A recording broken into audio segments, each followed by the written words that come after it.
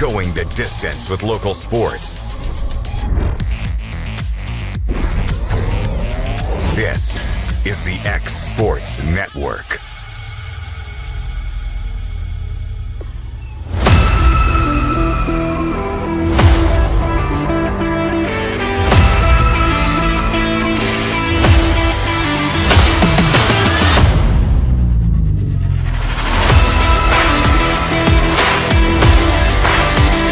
So, single receiver on the wing deep side. Pettigrew to Scott's right out of the shotgun. First down and 15.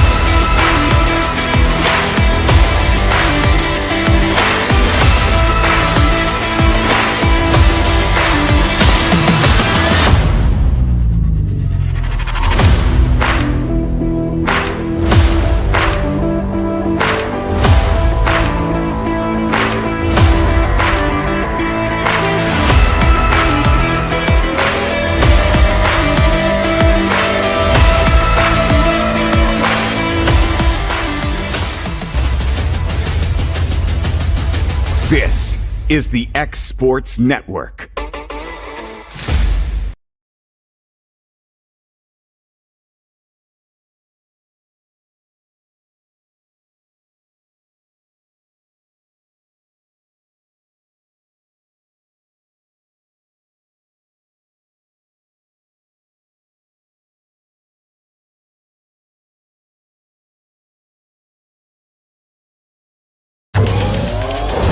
Going the distance with local sports. This is the X Sports Network. When it's time to build a home, remodel, or add on, Hamby Builders is this area's experienced construction company. From site selections to floors, doors, windows, trim, tile, bathrooms, and kitchen, the Hamby Builders team can make your home the home of your dreams. Hamby Builders is licensed and insured with over 20 years of experience in homes in Giles, Lawrence, Wayne, and Murray counties. Trust your home construction or light commercial project to the team with experience and integrity. Hamby Builders. Call 931-629-5264 or 931-629-9472 today.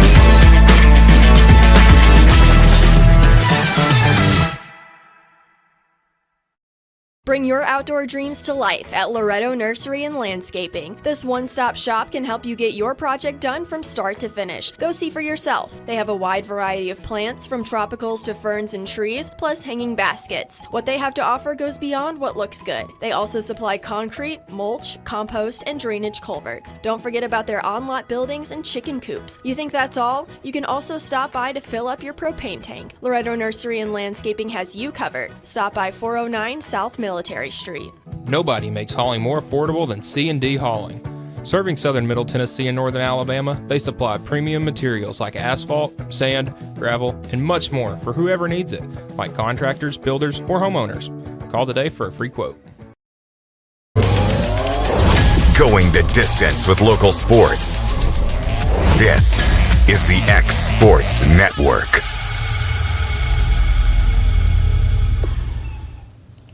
And welcome everybody here to the Friday Night Likes week number 4 edition here as we get you ready for all the high school football going down in southern Middle Tennessee and northern Alabama. AJ Good here with Michael Marks. And Mike, we got another exciting slate of games coming up here in week number 4. Some teams trying to separate from the pack and some teams just trying to get into the pack. Yeah, I mean, obviously, we've seen varying levels of success from teams here in Lawrence County. Obviously, the Wildcats still undefeated, Summertown with that one loss, and Loretto trying to get in the win column. And looking at the slate, it looks like a good opportunity for all 3 of our in-county teams to pick up a win tonight. Yeah, let's start with the first one right across the way here. Lawrence County on the road at Spring Hill. Spring Hill at 0-2. Lawrence County at 3-0, and they're county champs and cowbell champs for the first time ever that we can think of, unless people know of another time off the top of their heads. I'm sure they've done it in basketball, baseball, and some of the other sports. But wow, what a great first 3 weeks for this Lawrence County team to start off the year at. Yeah, honestly, came in with they didn't know what to expect. It was a first-year head coach for the first time in a long time, so it was going to be a lot of change, and it seems that change has been very good. Obviously, it was a slow start for that first game at Summertown, but really ever since halftime of that game or late second quarter of that game, it has just been, kind of a head full of steam, just running through everybody, it feels like. Offensively, they've been great. Close to 400 yards total offense for every game so far this Lawrence County team has had. And man, they just keep rolling. I mean, it just seems like every game, no matter what the competition is, whether it gets better, whether it gets slightly worse, they seem to rise to the occasion and above. Right? Yeah, I said yesterday during our exports today that they honestly, it kind of felt like a lion almost, or a snake. They would kind of sit there and wait until their moment to strike, and once they did, it's over. And it's been that way in all 3 games. Yeah, they got the Spring Hill team tonight, 0-2. Hasn't looked that great. First-year head coach. Their quarterback's really good, Lionel Brooks. But this is going to be a challenge. It's almost a trap game. Region game is coming up. Your first one against Columbia on the road next week. You certainly don't want a letdown going into that. Yeah, and Spring Hill's obviously had a rough season, but they've played 2 very good teams coming in, Summit and Richland, and obviously their game last Friday was rained out, due to the bad weather. So, they've almost pretty much had 2 weeks to prepare for Lawrence County, which does bode well for them, but I do think that the Wildcats, they play like a team that doesn't look ahead, so I think that they'll be ready for a good team this week. Well, speaking of the Wildcats, we're able to catch up with them earlier this week. Here's what they had to say. Hey, Garrett, obviously a big win that you guys had here the other night, and beating them for the first time in over a decade, and bringing the cowbell back here to Lawrenceburg. Yeah, listen, it's always a big game. It's always been a big game. I think it was at 61 times we've played now. That's almost double the age of most of our coaches on staff, and so it's been a long tradition for a long time, and it's always been a great game. Always a great crowd, and the cowbells add a mystique to it, that's kind of been going on for Mickey Dunn and through all the greats that have come through Lawrence County, and we're just fortunate that we made enough plays to come out with them on Friday night. So very happy. That was huge in our moral, and going on to district and going in with a big lead and going in 3-0. It's been a while. 5 touchdowns, over 300 yards total offense. What a night. You're pretty locked in there. Yeah, I had a lot of help with Zacchaeus on the screen passes with those yards. Moving on to Spring Hill, and obviously it's a new week. You can't celebrate too long, and then now you got another challenge on Friday night. Right. Yeah. We're tickled with where we're at. It's as good as we can be as far as record goes. But we've got some things to clean up. We've got some things that we need to work on. And Spring Hill brings a different challenge. And that's what I told our guys and our coaches this weekend. Every team we play every week can beat you. And if you don't have that mentality, if that's not what you're thinking, if you go in thinking that you're better than this team or better than this, you're going to get beat. I've seen it too many times. We've seen it in college football. We've seen it in pro football. You see it in Pee Wee football. I mean, it doesn't matter if you think you've won the game before you played the game, then you're in trouble. That other team's got a better chance. And our guys, I feel like they believe that. We've had a good couple of days here this weekend, and we'll see how Tuesday and Wednesday. We need to have a good day tomorrow. We need to have a good day Wednesday, and then we'll come back Friday and see if we can get a hold of them Raiders up there in Spring Hill. I think we're just going to stay the same mindset, going into it prepared, watching a lot of film, and try to go beat them. How quickly you guys move on from Friday, knowing that you got 7 more games after that? We moved on today. I mean, we celebrated over the weekend and then started watching film, moved on to Spring Hill quick. What's it going to take to get a win there on Friday night? Well, their quarterback is pretty tough. They do a really good job of mixing it up and moving guys around, and a lot of smokes and mirrors to get him a lot of different looks. He's going to be a great challenge. He actually, last game they played, he took a kickoff return back to practice, and so a lot of times you don't see that. You don't see the quarterback being the kickoff return guy and being that explosive. But he's explosive. They've got several guys that on defense that fly around and do some really good things. Their defensive coordinator, offensive coordinators are young guys, so they got a lot of energy, and they bring it. And I know they're going to have a lot of energy up there at home. I think it's their homecoming, which is great for us. You know, and nothing like spoiling somebody's homecoming. That's a great, you know, we still love doing that. You know, I think the first homecoming ever was awesome to be spoiled, and we look forward to this spoiling their homecoming this week, hopefully.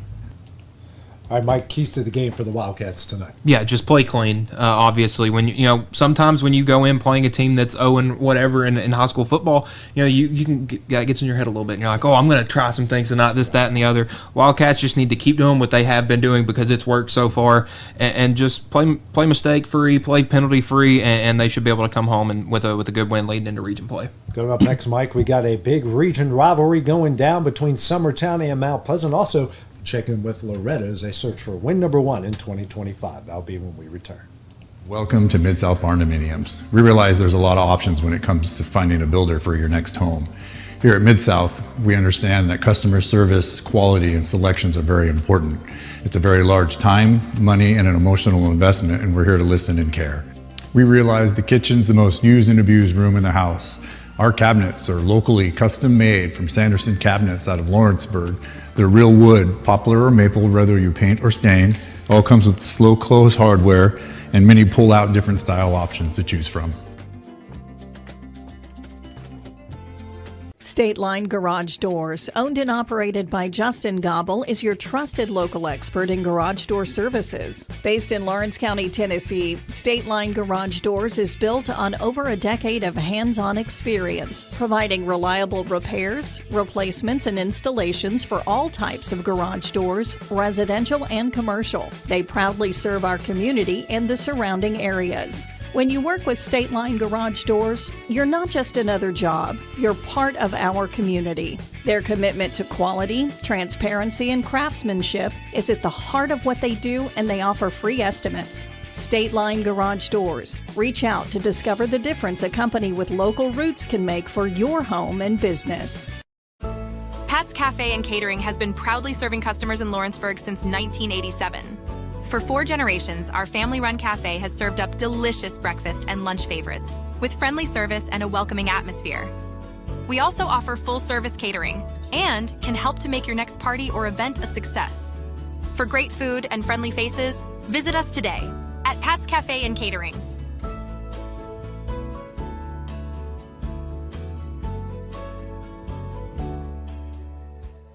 Working with Gina was great because she really knows this area.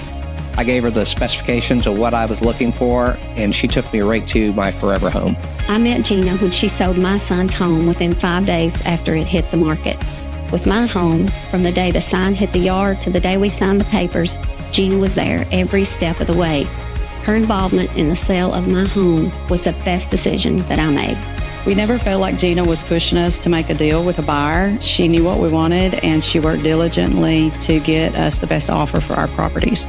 Working hard for my clients to make their dreams come true. Let me work for you.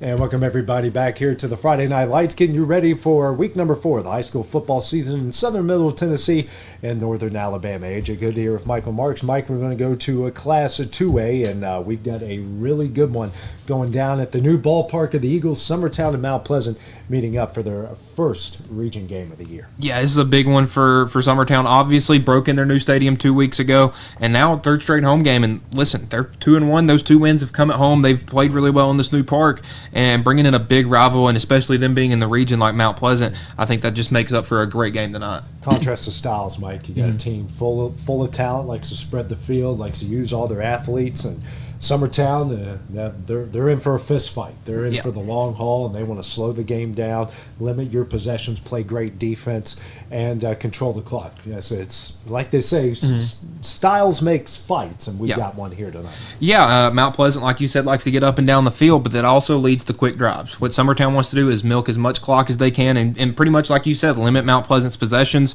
And you look, the most points scored in a Summertown game all year was this last Friday against Cascade when they combined for 44 points. So points are going to be at a premium. In Mount Pleasant, I would like to see if there's a moment where they get down, how they respond. Because obviously the way Summertown likes to play, if they get ahead, it's hard to come back. Summertown 2-0 in their brand new ballpark. Let's hear what the Eagles have to say going into week number 4.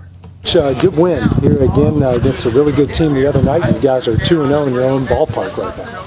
It's a good stat, isn't it? I like that. I hadn't thought about it. Yeah, it's a good win. All wins are good, but Cascade was a good football team. That was a real challenge for our guys, and I told them this morning, man, that's a real good win for, first of all, believing and then overcoming adversity. We had some kids going out here and there, and the elements we had to wait through. So a good win for a lot of reasons. Yes, sir. Good team. Good practice for our region games coming up. Really good win. What's it been like here at this place? Having your own place. I think it's like your kids play pretty inspired here. I hope so. I mean, I feel like we want to play inspired everywhere, but it's convenient. My car's not as dusty. There's a lot of convenience to walk. It's been good. Atmosphere is great. Never played in a new stadium before. Lots of fans, good atmosphere. Bringing home 2 wins is really special. Region play starts obviously here this Friday, and a really good opponent coming into your house again. Yeah, no doubt. Probably one of the most talented teams in 2A, and I saw they got beat the other night, but a very talented team, and they were last year, and they got us at our place. Had a chance to win that a couple of times and didn't, and yeah, good football team. We got a big challenge. I think Cascade was a good challenge. A lot of the same stuff. A lot of good skill guys, but I think we're ready. Again, another one of a tough schedule. What it's been so far, knowing the teams you're playing and you add them to it to start the region, it hasn't been an easy slate for you guys. Well, I mean, life sometimes we talk about all the time. We want to do hard and not easy, and I think simple things in life. When the alarm goes off in the morning, you can slam the alarm and lay there, or you can get up, and so we want to take pride in doing the hard things, and we didn't have any control. The state set the region schedule, so it is what it is, and we just, our job now is just play them one at a time and try to get better. Yes, sir. Always good to get better.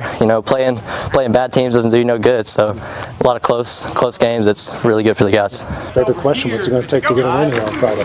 Well, as you know, we got to outscore them. We're trying to figure out a way to do that, but the more we can limit them, that would help, and then we've got to play our game. I think everybody knows at this point what our game is, and it's run the ball, control the clock, and take some shots when we need to.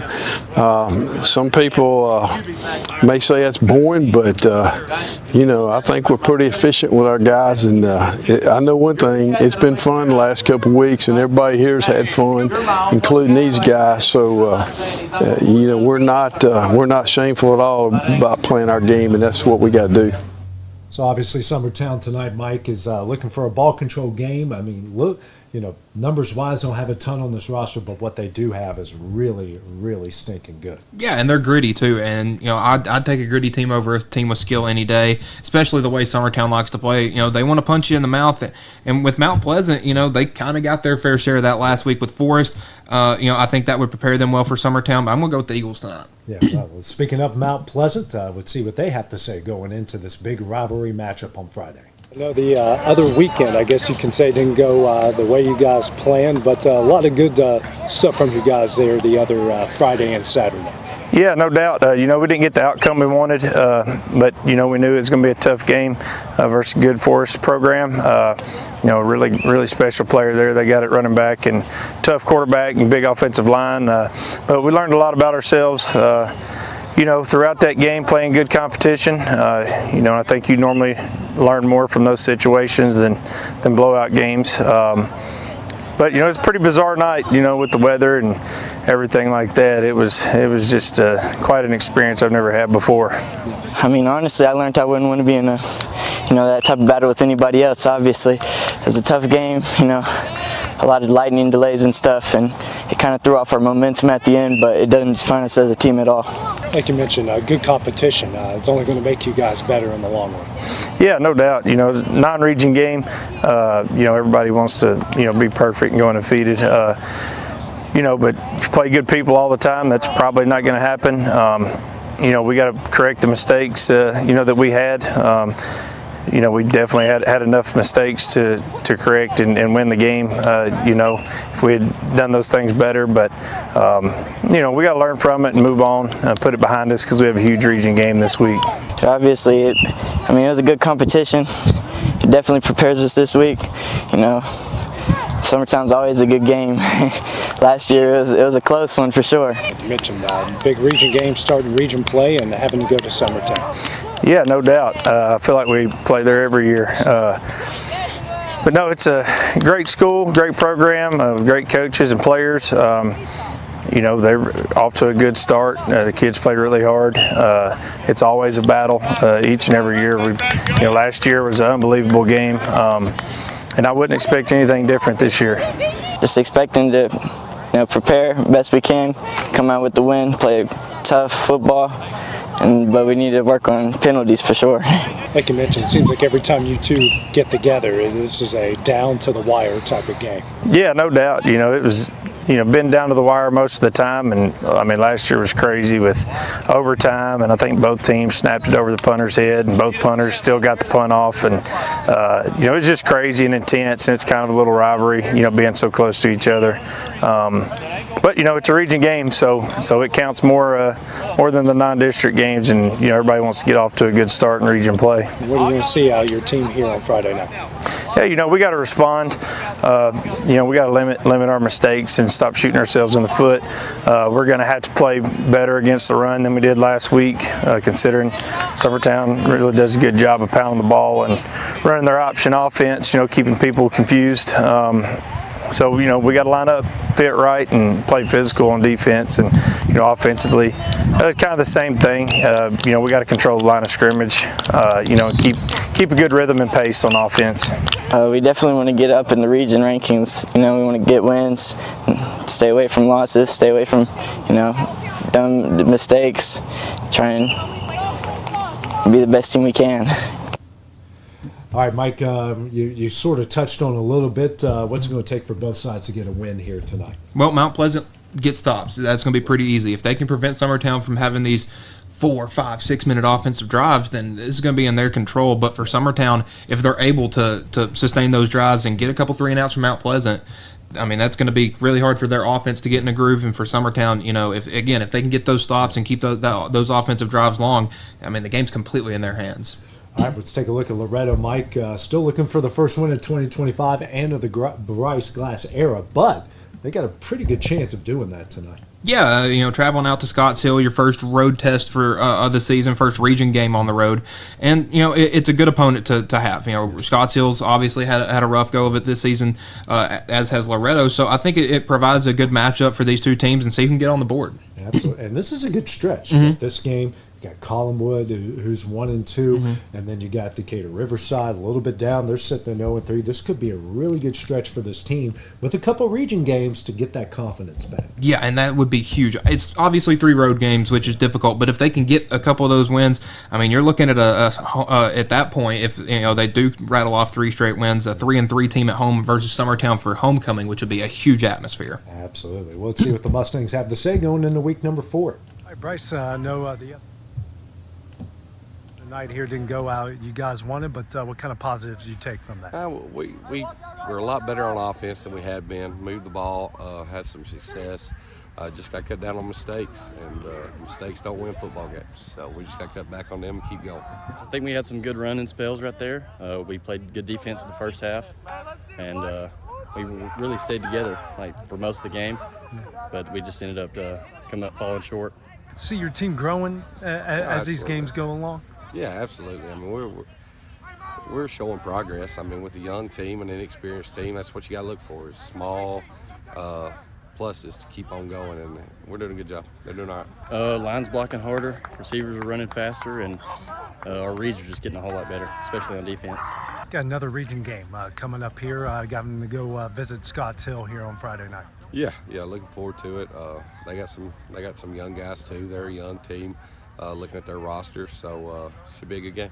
Looking at this stretch of games, you feel like this is a kind of a good time for you guys to get on the right track here and get some confidence? Absolutely. These next two are big, especially going into Riverside. Their win-loss is not very good, but I mean, you know what you're going to get when you go over there. They're a good football team. So these two games are important for us to get going on the right track. Very important. The next two, well, it's mostly important just because it's the next game, but these next two games we got to win. What do you want to see out of your team on the road there on Friday? And we got to keep competing. That's been my message since day one is with a young team, with an inexperienced team, you got to compete every play. And I gave them the analogy the other day, we're splashing. We show splashes of good plays and positive plays. We got to become more consistent. So. All right, Mike, keys to the game for the Mustangs here tonight. Again, win the turnover battle. They've struggled with that the past couple of weeks. And try to have a balanced offense. I mean, we've seen, in week one, they try to throw the ball a lot. And they saw some success with that. Last week, ran the ball a little bit more, didn't throw it as much, didn't see as much success. So, try to have a balanced offense and get a couple of stops. Have a couple of drives where your offense looks good and your defense looks good, not one or the other. And I think they can come out with a good region win. All right, Mike, we're coming up next here. We're going to check in with Class Single A in the state of Tennessee, Wayne County, Collinwood, and Richland. Also take a look at our Alabama game of the week as Decatur visits Muscle Shoals. Here at Fields & Brown Barbershop, legacy means a lot. We're trying to fill big shoes left by my two uncles and my grandfather, where every haircut came with conversation and every customer left a little taller than when they walked in. The barbershop is about pride. It's about knowing your barber knows your name and your story. Come see us at Fields & Brown Barbershop, where tradition never goes out of style. 3 generations, 1 legacy, your barbershop.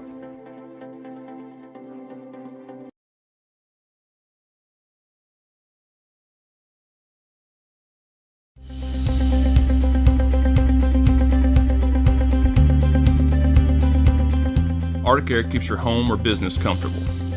For more than 20 years, we've provided outstanding residential and commercial services through Southern Middle Tennessee.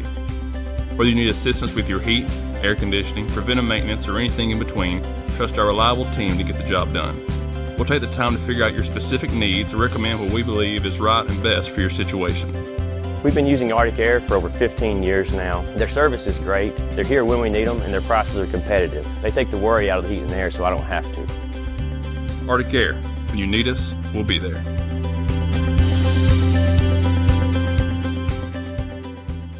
Financial advisor Scott Beasley knows time spent with family is everything. As a founder of Beasley Wealth Management, his mission is to give clients the freedom to enjoy time with family without the burden of financial concerns. A local of Lawrenceburg, Scott deeply values building relationships with clients, ensuring they make informed decisions concerning asset management, tax planning, and retirement planning. Offering a free initial consultation, Beasley Wealth Management helps clients pursue their aspirations. A local law firm respected throughout the state. Generations of clients have turned to Boston, Holt, and Durham since 1948.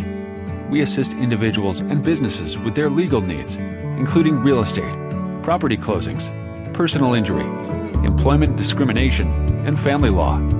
Our clients get the personal attention and convenience of a hometown law firm with the resources and ability to handle any case.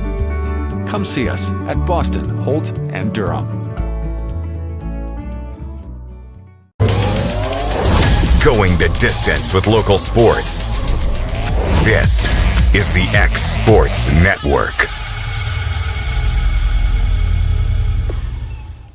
And welcome back here to the Friday Night Lights, the Week 4 edition, getting you ready for high school football across Southern Middle Tennessee and Northern Alabama. Mike, we go to Class A. Wayne County back in action tonight against Houston County and the Wildcats after winning a really good game against Richland in week number 1.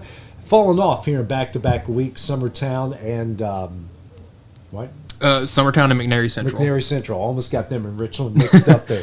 But them and McNary Central. The offense kind of came alive there at the end of that game against McNary Central. And Wildcats trying to get back on board here tonight.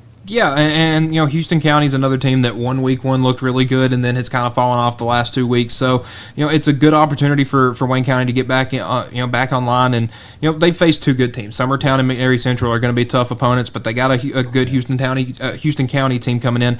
But I think with their play style, they'll be able to control the tempo of this game. Staying in Wayne County, Collinwood back at home tonight, taking on Franklin Christian. They got their first win of the year. Speaking of Scotts Hill, they went to Scotts Hill, shut them out 23-0, and they got a chance here for back-to-back wins. But Franklin Christian, no slouch at all. Yeah, if you just take weeks 1 and 2 out of the book for Collinwood, I mean they're confident. 23-0 win over Scotts Hill on the road, and then you get to come back home against a Franklin Christian team that has won two straight games against some tough opponents. But I think it'll be a good matchup, and Collinwood's a physical team, so this would fare well for them. Absolutely, and Richland getting another chance back here tonight, and checking on who they're playing at Huntland. So yeah, I knew it was a region game, but they got Huntland tonight, and that's going to be a big one for them. They've got a really tough region.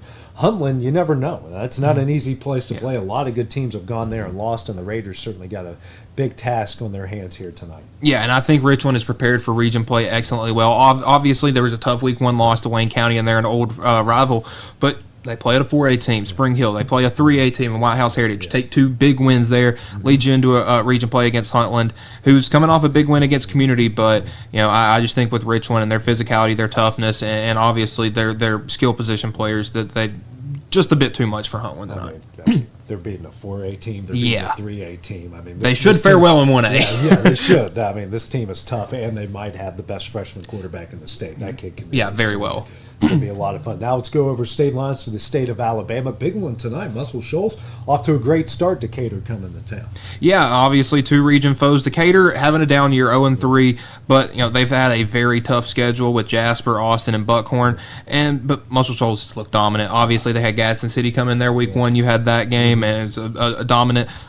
Took down Florence pretty easily, and so Muscle Shoals 3-0 is looking really good. They look back to the Muscle Shoals teams we saw a couple years ago that were making state finals, state semifinals. D1 players all across the board. Yeah, and it looks like they're back to that, and should be able to handle the Decatur tonight. Should be a lot of fun. Well, Mike, kickoff for all of our games coming up here in a few minutes, and don't forget to check out all the highlights going down tonight on the final score. So for Michael Marks, I'm AJ Good. We'll see you later today. He'll be at Scotts Hill. I'll be at Spring Hill. You guys have a good evening and enjoy some great football all across our area. Going the distance with local sports. This is the X Sports Network. Imagine a bank where you feel at home. Real people living right here in your community are the heart of Bank Independent and everything we do. You have our commitment to bring the people, ideas, and resources together that create a stronger community full of endless potential. For over 75 years, we've served this place we all call home. Bank Independent. We're invested in you.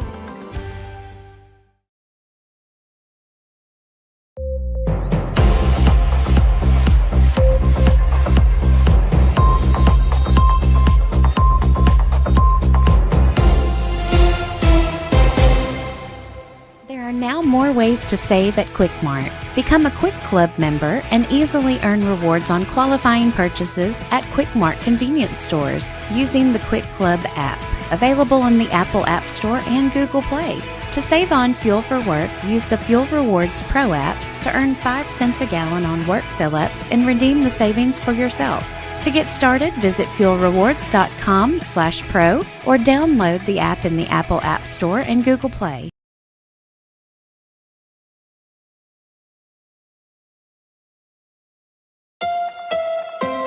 From the Tennessee Valley Weather Channel, this is your sports forecast.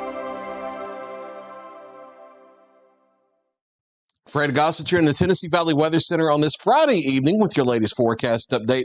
Mostly clear skies out there as we head through the rest of the evening and the overnight, getting down into the lower 60s for most of us for overnight lows toward daybreak. Here's how that's going to break down across the area.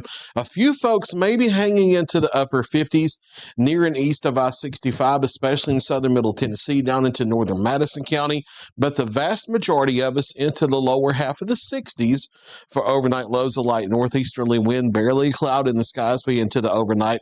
Plenty of sunshine here for your Saturday and a light easterly wind.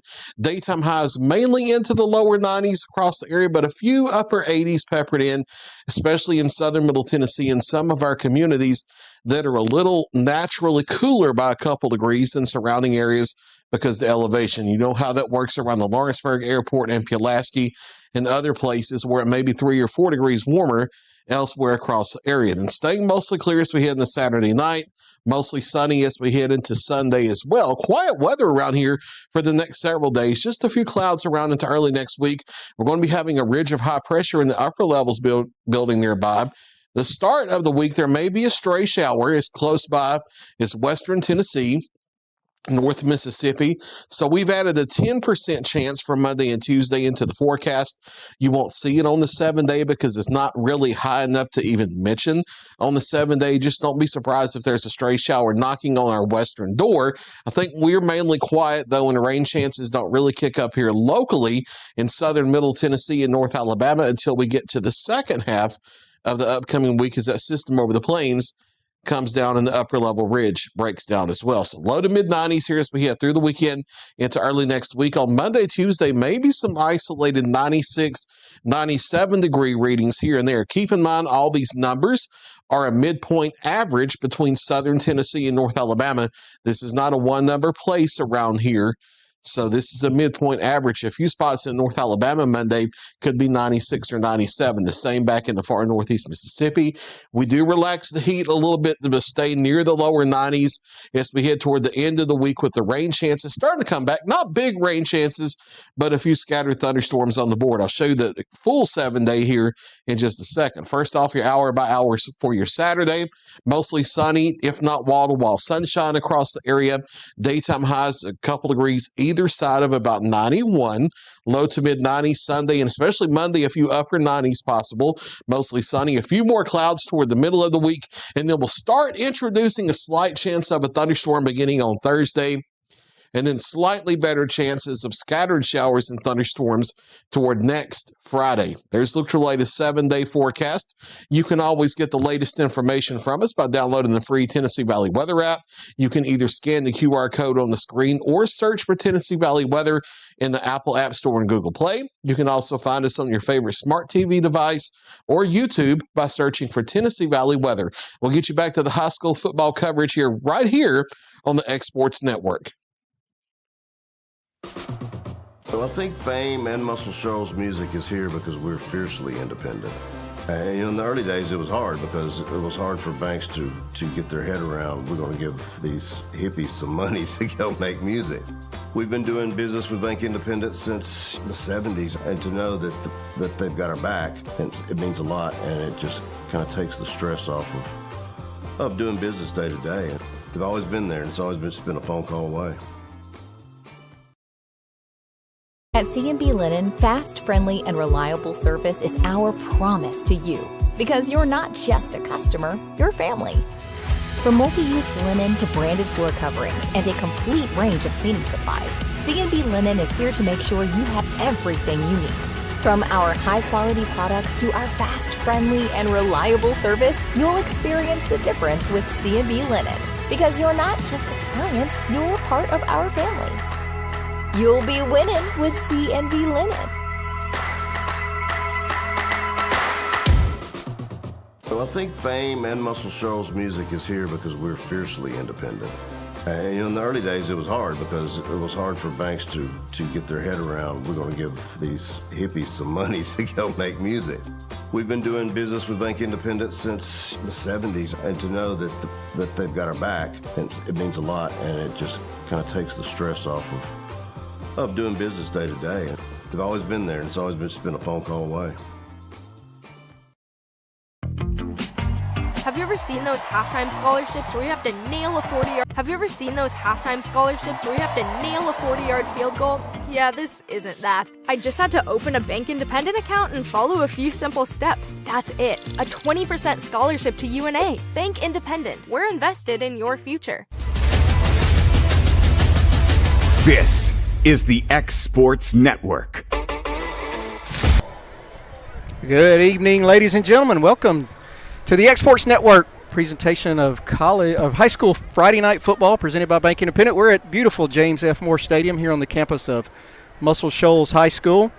I'm Ashley Balch. My broadcast partner needs no introduction. Former UNA quarterback, UNA assistant coach, Lennox's dad. Yeah. All around good guy, Jacob Tucker. Well, thank you. The last two are my favorite titles. New dad, Jacob Tucker. New dad of 6 months, and boy, has my life changed. But, Ashley, we've got some great weather here tonight for this Decatur versus Muscle Shoals matchup. We just saw the coin toss. Decatur is going to receive to start the game. And so what we're going to see tonight, we're going to see kind of a tale of two cities here. Muscle Shoals, 3-0, great start to the season. They're trying to keep the train on the tracks that's heading for a state championship berth. Decatur, on the other hand, started the season 0-3, have yet to win a game. They're trying to get the train on the track. So we're going to see an interesting matchup tonight. Muscle Shoals has to make sure that they don't let the record fool them, don't let the record dictate how they play. Decatur, on the other hand, they've got to be able to get the ball in playmakers' hands and go try to make something happen early. You're traveling from Decatur over here to Muscle Shoals. You got to make something happen quick, or this home crowd, home atmosphere, and home team can put you down really quick. Yeah, and when you're facing an uphill battle like that, you got to limit the mistakes, and that's something that Decatur definitely has to do. They got to, no turnovers, limit the penalties. Maybe force some turnovers from Muscle Shoals. They know what they're up against, but Coach John Ritter and his team, I think they'll be ready. Absolutely, and you hit the nail on the head with turnovers and penalties.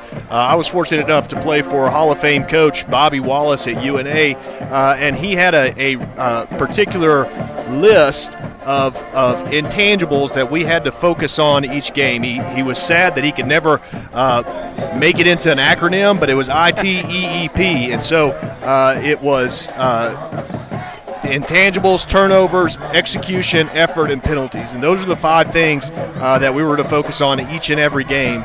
And so that's what Decatur's going to have to do tonight to stand a chance against this really stout Muscle Shoals team. Yeah, Muscle Shoals with a lot of seniors, a lot of guys who are probably going to play ball at the next level. Decatur does have some seniors, but they play a lot of young people. Coach Ritter talked about last year. They did play a lot of freshmen and sophomores last year. So, those guys have another year, but they're still growing into this program that he's trying to create after coming over from Russellville. And, of course, Coach Scott Basden just reloads with another. He's doing what he's been doing for years. With another 5-star recruit. Absolutely, and the kind of how you described this Decatur team, they played a lot of young guys last year. Those young guys are now a year older, a year more experienced, a year more developed into their developing bodies, and so sometimes those teams are the scariest because these young guys, they have potential, but when does that potential come out? And Decatur's hoping it starts tonight, hoping that potential comes out tonight against Muscle Shoals. We are getting set for the kickoff. 84 for Muscle Shoals. That's Jorge Garcia. Got the ball teed up at the 40-yard line. He'll kick it deep. 2 guys deep for Decatur. And we're getting ready to get this one underway. This Class 6A Region 7 matchup. Muscle Shoals 1-0 in the region. Decatur 0-1. Garcia's kick will be fielded about the 10-yard line for Decatur. He'll return it up this sideline. Fumble. It looks like 16 for Muscle Shoals has recovered. That's Dontarius Purrier. And what we just talked about, what Decatur couldn't have right on the opening kickoff with a turnover, and Muscle Shoals is going to start 1st and 10 at the Decatur 14-yard line. Absolutely. That's just a big-time play from a big-time program. We couldn't necessarily give you a number on who made the hit for Muscle Shoals because there were 3 or 4 guys right there swarming the ball. First, it started off with a great placement of the kick by the Muscle Shoals kicker, Garcia, and then just a great job pursuing, making a big hit, and then coming up with a fumble, sticking their offense in a great spot. Great spot. Cade Clemens at quarterback for Muscle Shoals. He'll throw it out wide side. Complete. Immediately tackled. Looks like that was Katorian Lynch on the tackle. Great job right there. Coming up, recognizing the screen, not biting on the play action that happened in the backfield with the running back. Fighting through that block, going and securing and making a good tackle for loss. Play loses 3 yards. That'll bring up 2nd and 13. Handoff behind left guard. Great extra effort by the running back. He was met at about the 11. He's going to carry it on down to about the 8. That was Ezra Fowler. And Ezra Fowler's had a great start to his season so far. You see him as a tight end, listed as a tight end, but he's not necessarily the frame that you would expect for a tight end, especially in a big-time program as Muscle Shoals. But that guy plays with more heart and more grit than anybody else. Handoff up the middle. That is Davian Reynolds. It's going to be very close to a first down. And so what Muscle Shoals wants to do right here, they want to get behind that big, beefy offensive line and try to push this ball into the end zone. Looks like they do give them the first down. It'll be 1st and goal. Looks like it's just inside the 4, so we'll call it the 3. 1st and goal, Muscle Shoals. 10:38 here remaining in the first quarter. Again, Decatur fumbles the kickoff. Muscle Shoals recovers it and returns it to the 14-yard line and setting their offense up to strike quickly. Clemens takes the snap.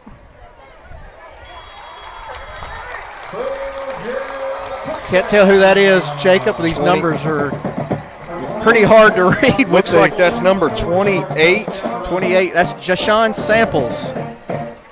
And that's just your old school off tackle run right there. Great job by the O-line getting a good push on that defensive front. He didn't get touched until he got to the goal line. That's a great execution by the offensive line. It made it easy for the running back. Pretty easy. First drive for Muscle Shoals. Garcia with the extra point, and he nails it. So with 10:19 remaining in the first quarter, Muscle Shoals 7, Decatur 0. We'll take a break. We'll be right back on the X Sports Network presented by Bank Independent. Imagine a bank where you feel at home. Real people living right here in your community are the heart of Bank Independent and everything we do. You have our commitment to bring the people, ideas, and resources together that create a stronger community full of endless potential. For over 75 years, we've served this place we all call home. Bank Independent. We're invested in you. Going the distance with local sports. This is the X Sports Network.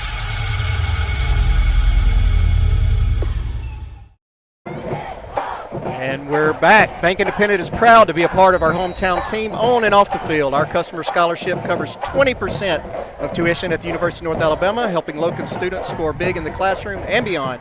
Learn more at bibank.com/scholarship. Garcia's kickoff again. Fielded by Decatur. They're going to take possession. Looks like 1st and 10 from their own 28-yard line. And so rough start to Decatur's first opening possession, which didn't even end up in being a full possession. They fumbled on the opening kickoff, but now they've got the ball secured. They've got the ball in Reed Robertson's hands, quarterback for Decatur. He's got to do a really good job of getting the ball out to his playmakers early. Yep, Robertson, a 5'10 junior. Won the starting quarterback in the offseason. He'll hand it off at right guard. It's number 6, Isaiah Allen, one of the returning starters for this Red Raider defense. Got a lot of carries last year at running back. He's going to gain about 3, bring up 2nd and 7. And that was a 3-yard rush, but that was a really good rush right there. Really good rep, good cut, another off tackle. So what you're doing is you're watching that tackle's butt. So the right tackle you're watching, if he can get his guy turned back inside, you're going to continue outside. If he can't, he's going to push him outside, and then you're going to cut up right behind that lineman. Robertson with trips to the right. He'll send Allen in motion to the left. throw it out to Carrington Bell, and nothing doing there for, let's see what they call this. He came out with the ball. That's number 2 for Muscle Shoals, Christian Pritchard. I think they're going to call it dead there, Jacob. Yeah, that was a great hit right there, and obviously, as we've seen this year with Muscle Shoals defense, just a phenomenal defense. And they're ball hawks, they're strikers. They're going to come up and make big hits. They're trying to get that ball back to their offense, and this is what we've seen so far this year from them. And this is what you can expect to see the rest of the season. When you got a team that's got their sights set on a state championship, then you've got to be able to have a good defense. You've got to have a defense that's going to pursue the ball and get the ball back to your offense. And I think if we were playing on Saturday, that one would be blown dead, and they'd be looking at it right now because I think he may have got it out of there. Play action by Robertson. He'll swing out to the left, being pressured. Overthrows his man. That was intended for Grady Graham. I don't think he got his feet in bound. No, it looked close up here. Again, I think we would probably be going back to another replay here. On the replay looked pretty close, but this Muscle Shoals defense. That side judge down there, he's probably got a really good set of eyes on him, as he's probably heard once or twice in his life. I'm sure nobody's suggested he get glasses before. No. But he was there. He was on the call. Gives Muscle Shoals a stop on 3rd down, forcing 4th. So Decatur will punt. High punt, but not very deep. Muscle Shoals will get out of the way of it. It's going to bounce back, take a great Muscle Shoals bounce. It's going to be down by number 35, I believe that is, Byron Chapman. Or maybe number 36, Callahan Cana, one of the two. I can't tell if that's a 5 or a 6. Where we're set up here is a little difficult, and where the sunlight is and the numbers for both teams. Decatur's numbers, of course, are a lot better with the red on the white. Muscle Shoals are a broadcaster's nightmare with red on gray. But we'll do the best we can. We hope we don't make too many mistakes here. Whenever coaches and administrations pick out new uniforms, I don't think they have the they don't ask anybody. Right. Clemens back at quarterback. He's going to throw it deep. And it's going to be a pass interference on Decatur's number 5, Braden Simpson, I believe. Yeah. Ball was underthrown. Receiver for Muscle Shoals coming back to it. Decatur with their back to the ball just commits the pass interference penalty, and that is going to be on number 5, Braden Simpson. That's one that's really tough to argue if you're on the other side of the field. At some point you've got to make a play for the ball. You can't, even if it's an underthrown ball, you've got to adjust. You can't take out the receiver like we saw right there. So Muscle Shoals might have gotten away with something right there. If the Decatur defensive back is able to get his head around in time, he's got an opportunity to make that interception. Yeah, it was underthrown. Absolutely underthrown. And Ashley, that's what you see. That's how you see the difference between average teams, good teams, and really great teams. Is really great teams make those type of plays. And now we've got a false start, it looks like, on Muscle Shoals, so that will back them up 5 yards.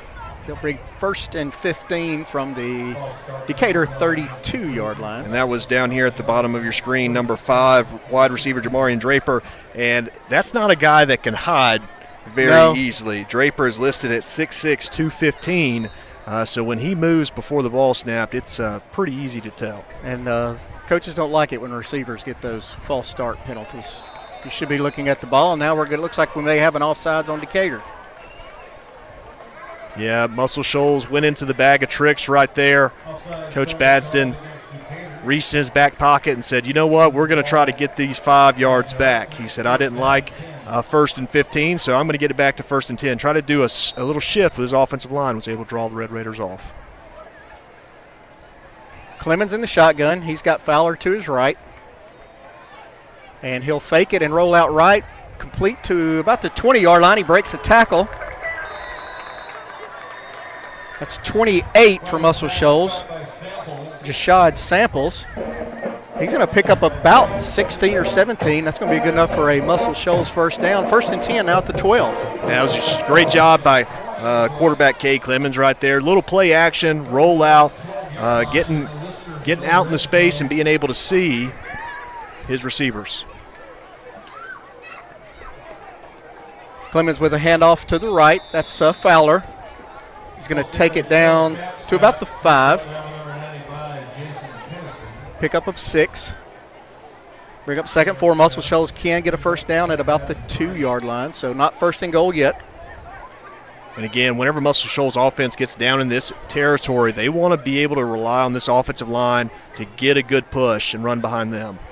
Clemens with the play fake. He'll swing it out left to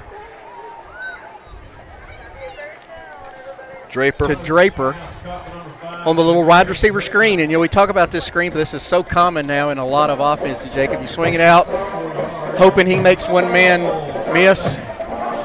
Absolutely, and that's what you hope right there, and that's going to be a film session opportunity for Draper to learn and grow. I mean, when you're that big and you're that close to the goal line, you can't let anybody stop you. You got to be able to get in there. Clemens with the quarterback keeper, and he is in for the touchdown. That'll make it 13-0 Muscle Shoals here with 6:55 remaining in the first quarter. And Decatur's not off to the start that Coach Ritter wants. And we talked about it pregame. That's really what they had to avoid, and they're going to have their work cut out for them now. Absolutely. Got a big hole to dig from. It's going to be tough to do here in Muscle Shoals on the road against a really good ball club. Garcia in for the PAT. Kick is up, and it is good. 14-0, Muscle Shoals leading Decatur. You're watching the X Sports Network presentation of high school football presented by Bank Independent. Have you ever seen those halftime scholarships where you have to nail a 40-yard field goal? Yeah, this isn't that. I didn't have to write a long essay or audition or make a half-court shot. I just had to open a Bank Independent account, use my debit card, sign up for online banking, and have a positive balance. That's it. A 20% scholarship to UNA. When Bank Independent invests in students like me, they're investing in all of us and the future of our community. Bank Independent. We're invested in your future. Welcome back to James F. Moore Stadium here on the campus of Muscle Shoals High School. Jorge Garcia getting ready to kick off for the 3rd time already. Not even halfway through the first quarter yet. He's definitely going to earn what paycheck he doesn't receive, but he's going to earn it tonight. He's going to pooch it over to the right side. Be fielded by Decatur at the 26-yard line. He'll come back to the middle and clothesline there. 25 on the return for Decatur. That was Grady Graham. And you can definitely tell with Garcia's kickoffs that they're avoiding somebody, and that somebody is number 21, Devin Haley for Decatur. He is one of the more athletic, one of the best playmakers on the team. So you're seeing a lot of pooch kicks to the right, pooch kicks to the left. They want to definitely keep it out of Haley's hands if all possible. What a weapon to have as a kicker that you can kind of place it on the kickoff. Decatur will take over 1st and 10 from their own 29. They'll swing it out. Immediately jumped by Muscle Shoals. Great play by the corner. That is Christian Pritchard from his corner spot. Read that immediately, Jacob. Yeah, just there was some miscommunication, poor communication by the receivers that were blocking to set up that quick screen and just let Pritchard run right through. He had a really good shot at it. You're not going to get as many easy shots at a pick six than what we saw right there. He wasn't able to make it, but did knock it down. Yeah, I think one more step and he would have been off. We'll try the screen to the other side. This time it's complete. We got a lane. Great play by the Decatur there. Robertson's pass to number 9 for Decatur. That's Quaylen Hampton. Yeah, and this is what we talked about just briefly in the pregame. Decatur has athletes. They have playmakers, but you got to be able to get them the ball out in space, and you got to get some secure blocking. If you can get some secure blocking, they can find lanes. They can make plays. But hopefully, being down 14-0 this early, hopefully it's not too late. Robertson in the shotgun. He'll keep it on the play fake. Rolling out to the right. He's going to keep it. Push that out of bounds just to cross into Muscle Shoals territory there at about the 47. So he'll pick up 4. That'll bring up 2nd and 7. And Jacob, one of the things I really was excited about this game is, Decatur has struggled, but they have a really good offensive line. He's got 4 starters back, and they've got a young guy named Harris Penley that is getting some looks from some colleges, 6'2", 275, the senior. So, and of course, Muscle Shoals is loaded on that defensive line with talent. So I think that's a good matchup for us to watch, where Decatur may maybe not have a complete advantage, but can hold their own with this talented Muscle Shoals group. Robertson back at quarterback. He's going to hand it off to the left side. That's 21, Devin Haley, who you were mentioning earlier, who they would like to get the ball in his hands as much as possible. Yeah, and you just like you just mentioned, you can really see this battle being had up front between the two lines, offensive line, defensive line. It's going to be a great one all night. You can see Decatur trying to get to the edge some, but they want to spread those guys out so they can get Haley up the middle, let him find a lane. Yeah, he gained 2, and now that's going to take us to the media, or the heat timeout, as we call it, until the end of September. So we'll take a break with them. You're watching the Exports Network presentation of high school football, presented by Bank Independent. You know, Storing Lee Furniture is not just some huge chain store, but we do have a 144,000 square foot showroom right here in Leoma, Tennessee. The Story family has worked together in the business now for 55 years. And a familiar face is here to help you with whatever you need. That's what being a part of the community right here in the Tennessee Valley means. And if you have an issue, we're right here to take care of it. And don't forget free delivery. We invite you to come see us. We're Storing Lee Furniture. So it's been a pretty amazing journey with the Orion Amphitheater. The design was ambitious. It's pretty incredible, the caliber of artists that we've had through these doors. Bank Independent has been such a great partner, because not only are they taking the stress of the finances off of our plate, but they're investing in us as we're investing in them. And I think that is a strong partnership. Obviously, they've done a fantastic job, and the spirit of what Bank Independent does is right there in the name.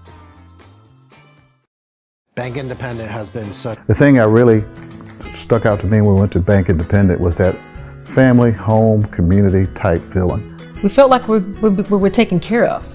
Don't worry about it. You're going to be fine. We're watching you. We got your back. We're here for you. Welcome back. Decatur facing a 3rd and 4 from the Muscle Shoals 45-yard line, trailing 14-0. 5:50 remaining in the first quarter. And now I think they're going to be facing a 3rd and 9.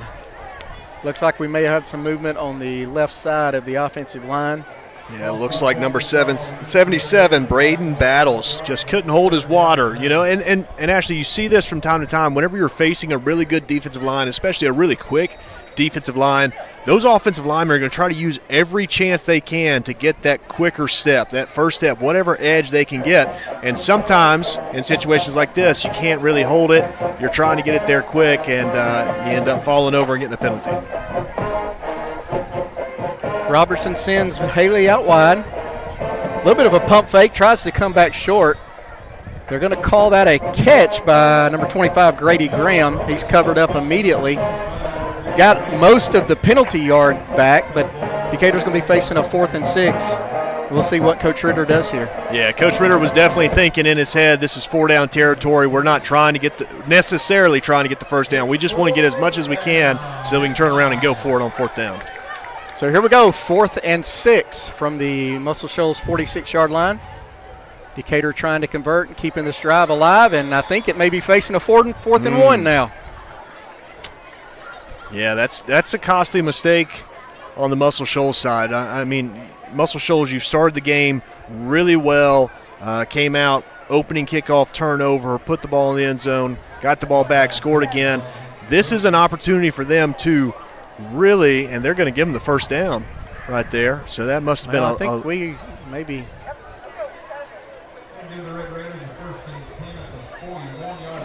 That was well, we'll call that a 6-yard offside penalty. But with Muscle Shoals right here, you can't let those little mistakes creep in this game. You got to play a really great game, and remember that your goal is not necessarily beating Decatur tonight, but setting yourself up for a good path to a state championship. Robertson handed off. We got the ball on the ground again.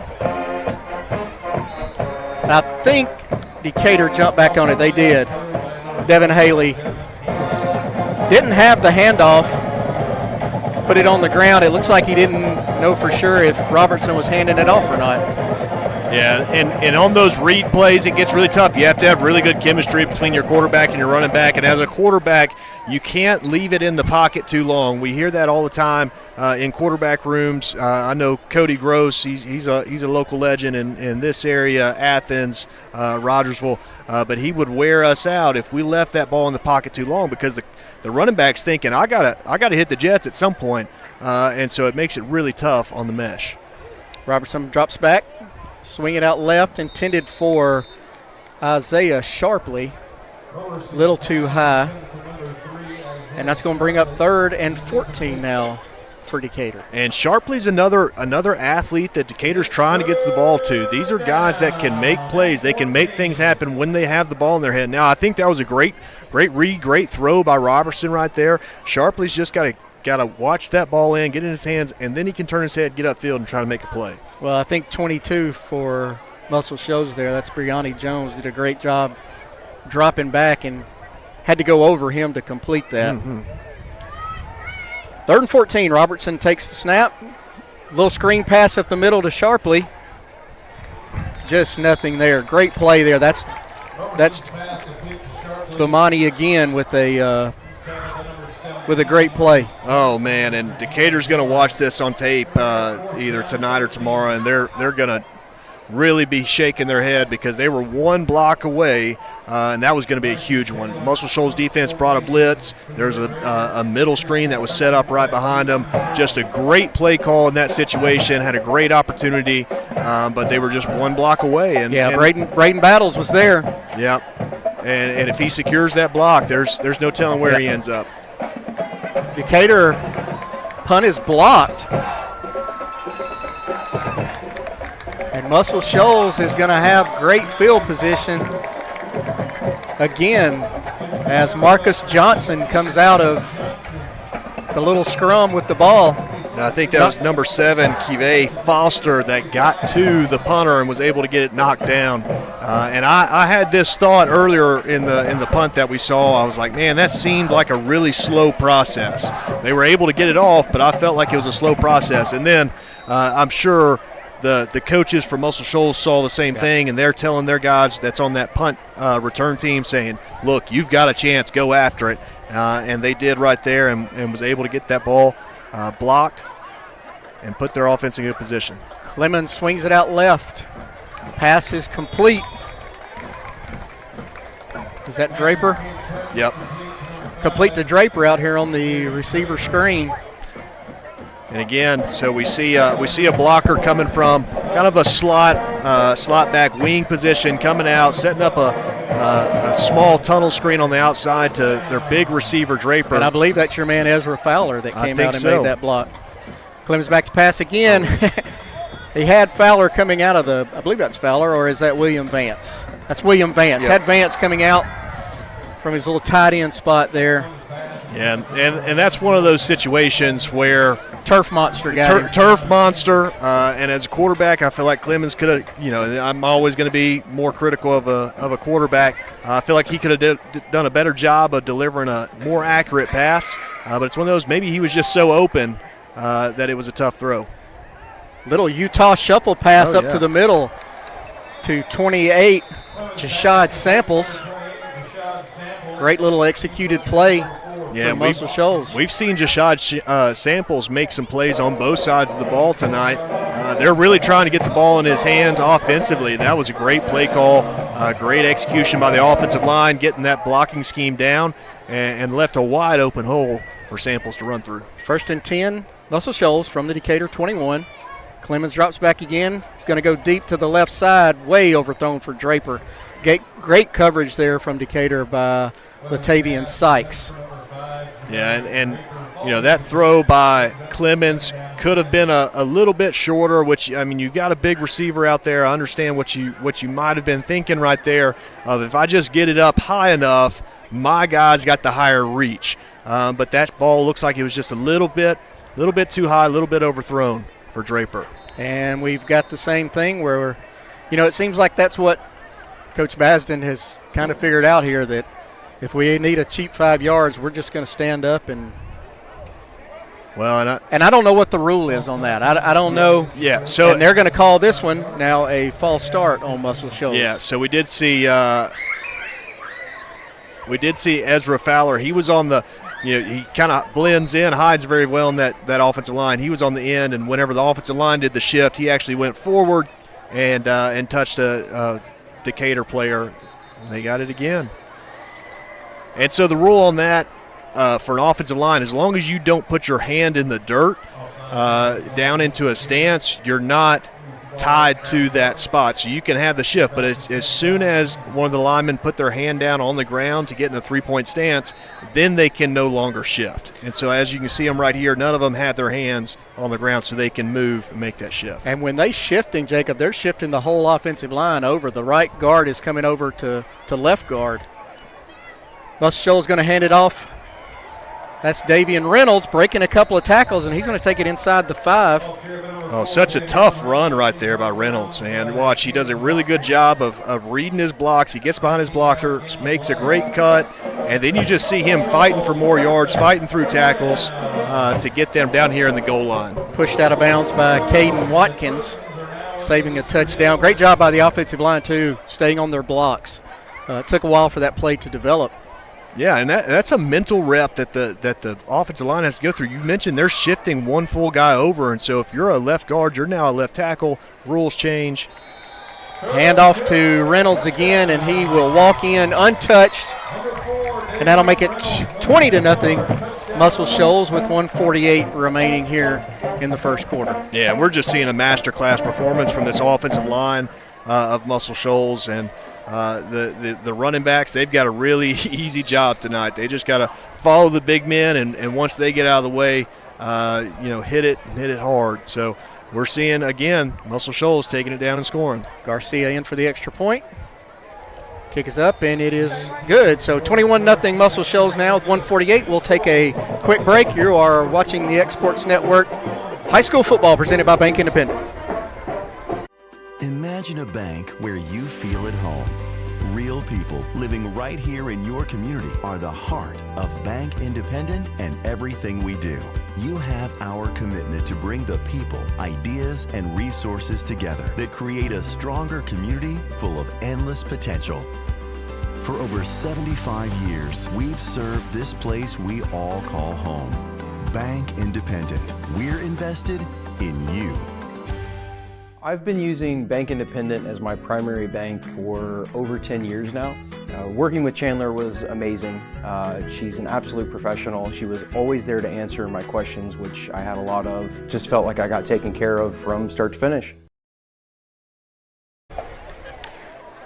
Garcia set to kick off yet again here in the first quarter as Muscle Shoals has built a commanding 21-0 lead here in the first quarter against the Decatur Red Raiders. Let's see where we kick it this time. Jacob, we've done just about everything. This time we're going to kick it deep. Decatur will field it at about the 5, back a little bit to the 4. Brings it ahead, and he's going to meet a whole host of Trojans right at the 20-yard line. Looks like number 12 for Muscle Shoals, Kyron King. And they did kick it to Haley right there. So Decatur had an opportunity. Well, I think you can keep them guessing too with the different direction you're kicking it and aiming it at different people. Yeah, and so Ashley, we've talked about it a little bit, and so this Muscle Shoals offensive line, they're doing this shift where they're not getting fully down, they're shifting one guy over. And what that's doing, that's creating what they call a longer edge on one side. So you're getting more offensive linemen, more of the big guys on one side, which is making the defense have to do a complete shift and figure out what's going on. Robertson will keep it, swing out to his left, trying to find a man. Floats it out, very dangerous. There were several people there. It was intended for Sharpley, but Muscle Shoals had a lot of defenders where he was trying to fit it in, Jacob, sorry. I know who you are. Promise. Yeah, and the quarterback, Reed Robertson there, he was getting chased down in a hurry by big number 99, Cadence Houston from Muscle Shoals, big 6'3", 290-pound junior. Is that big for a junior? I'd say that's big for anybody. I will say, as we're up here, and you can see it right here on your screen, looking at the Muscle Shoals defensive line, they look like they could be playing for UNA tomorrow. Absolutely, just very well developed, big, strong guys. Robertson in the shotgun. Little slant, broken up. That's number 2 for Decatur. Again, that's it is 2, right? Yeah. Don't have a 2 on the roster, so I'm on Muscle Shoals. No, that was number 2, Christian. AJ did that 2 weeks ago, and I made fun of him. And now, AJ, you can now make fun of me. That was Christian Pritchard. I'm looking on the wrong side of my sheet. Well, that's the second time we've seen Pritchard drop an interception that had potential to be a pick 6, and nothing against the kid, but you know why they put guys like that at DB versus wide receiver. Robertson running for his life. He's backed all the way to the 6. He does turn the corner, and it's complete. Wow. What a play by Reed Robertson. Wow, He is being chased back to the 3, turns the corner, and manages to find Sharpley for a first down. Yeah, I mean, you're getting chased by an Alabama commit defensive line, Kamarian Johnson at 6'5", 240 pounds, chasing Reed Robertson. And what he did is he turned on the jets. He was able to get around that corner and deliver a great pass, and then it was a great catch by his receiver, number 25, Grady Graham, who we already saw with a couple of touches tonight. Misidentified him. I called him sharply. That was number 25, Grady Graham, a 5'11" junior. Robertson in the shotgun. Nobody back there with him. He'll drop back. Another little wide receiver screen, and it was read perfect by Muscle Shoals. Yeah, and we're Devin Smith. We're seeing a lot of screens out of Decatur tonight, and what you can. We talked about the size of Muscle Shoals' defensive line, but you can also look at the size of Decatur's offensive line, and they look like guys that are probably a little more agile, a little quicker. And so when you have that type of offensive line, guys that are athletic, guys that can move, you want to try to get those guys out on the outside blocking. Outside linebackers, blocking cornerbacks, blocking safeties coming down, because you get them out there, you get the ball to your playmakers, and then you can make some things happen. Muscle Shoals' defense is extremely talented. They're playing extremely well. Yeah, that was Devin Smith that dropped from his defensive end spot and read the wide receiver screen. Yeah. That's talent. And then that's the kind of next level stuff. Great coaching that we see from this Muscle Shoals program. All right, that'll take us to the end of the first quarter. Muscle Shoals leading Decatur 21-0. You're watching the Exports Network. High school football presented by Bank Independent. Well, I think fame and Muscle Shoals music is here because we're fiercely independent. In the early days, it was hard because it was hard for banks to get their head around, we're going to give these hippies some money to go make music. We've been doing business with Bank Independent since the 70s, and to know that they've got our back, it means a lot, and it just kind of takes the stress off of doing business day to day. They've always been there, and it's always been a phone call away.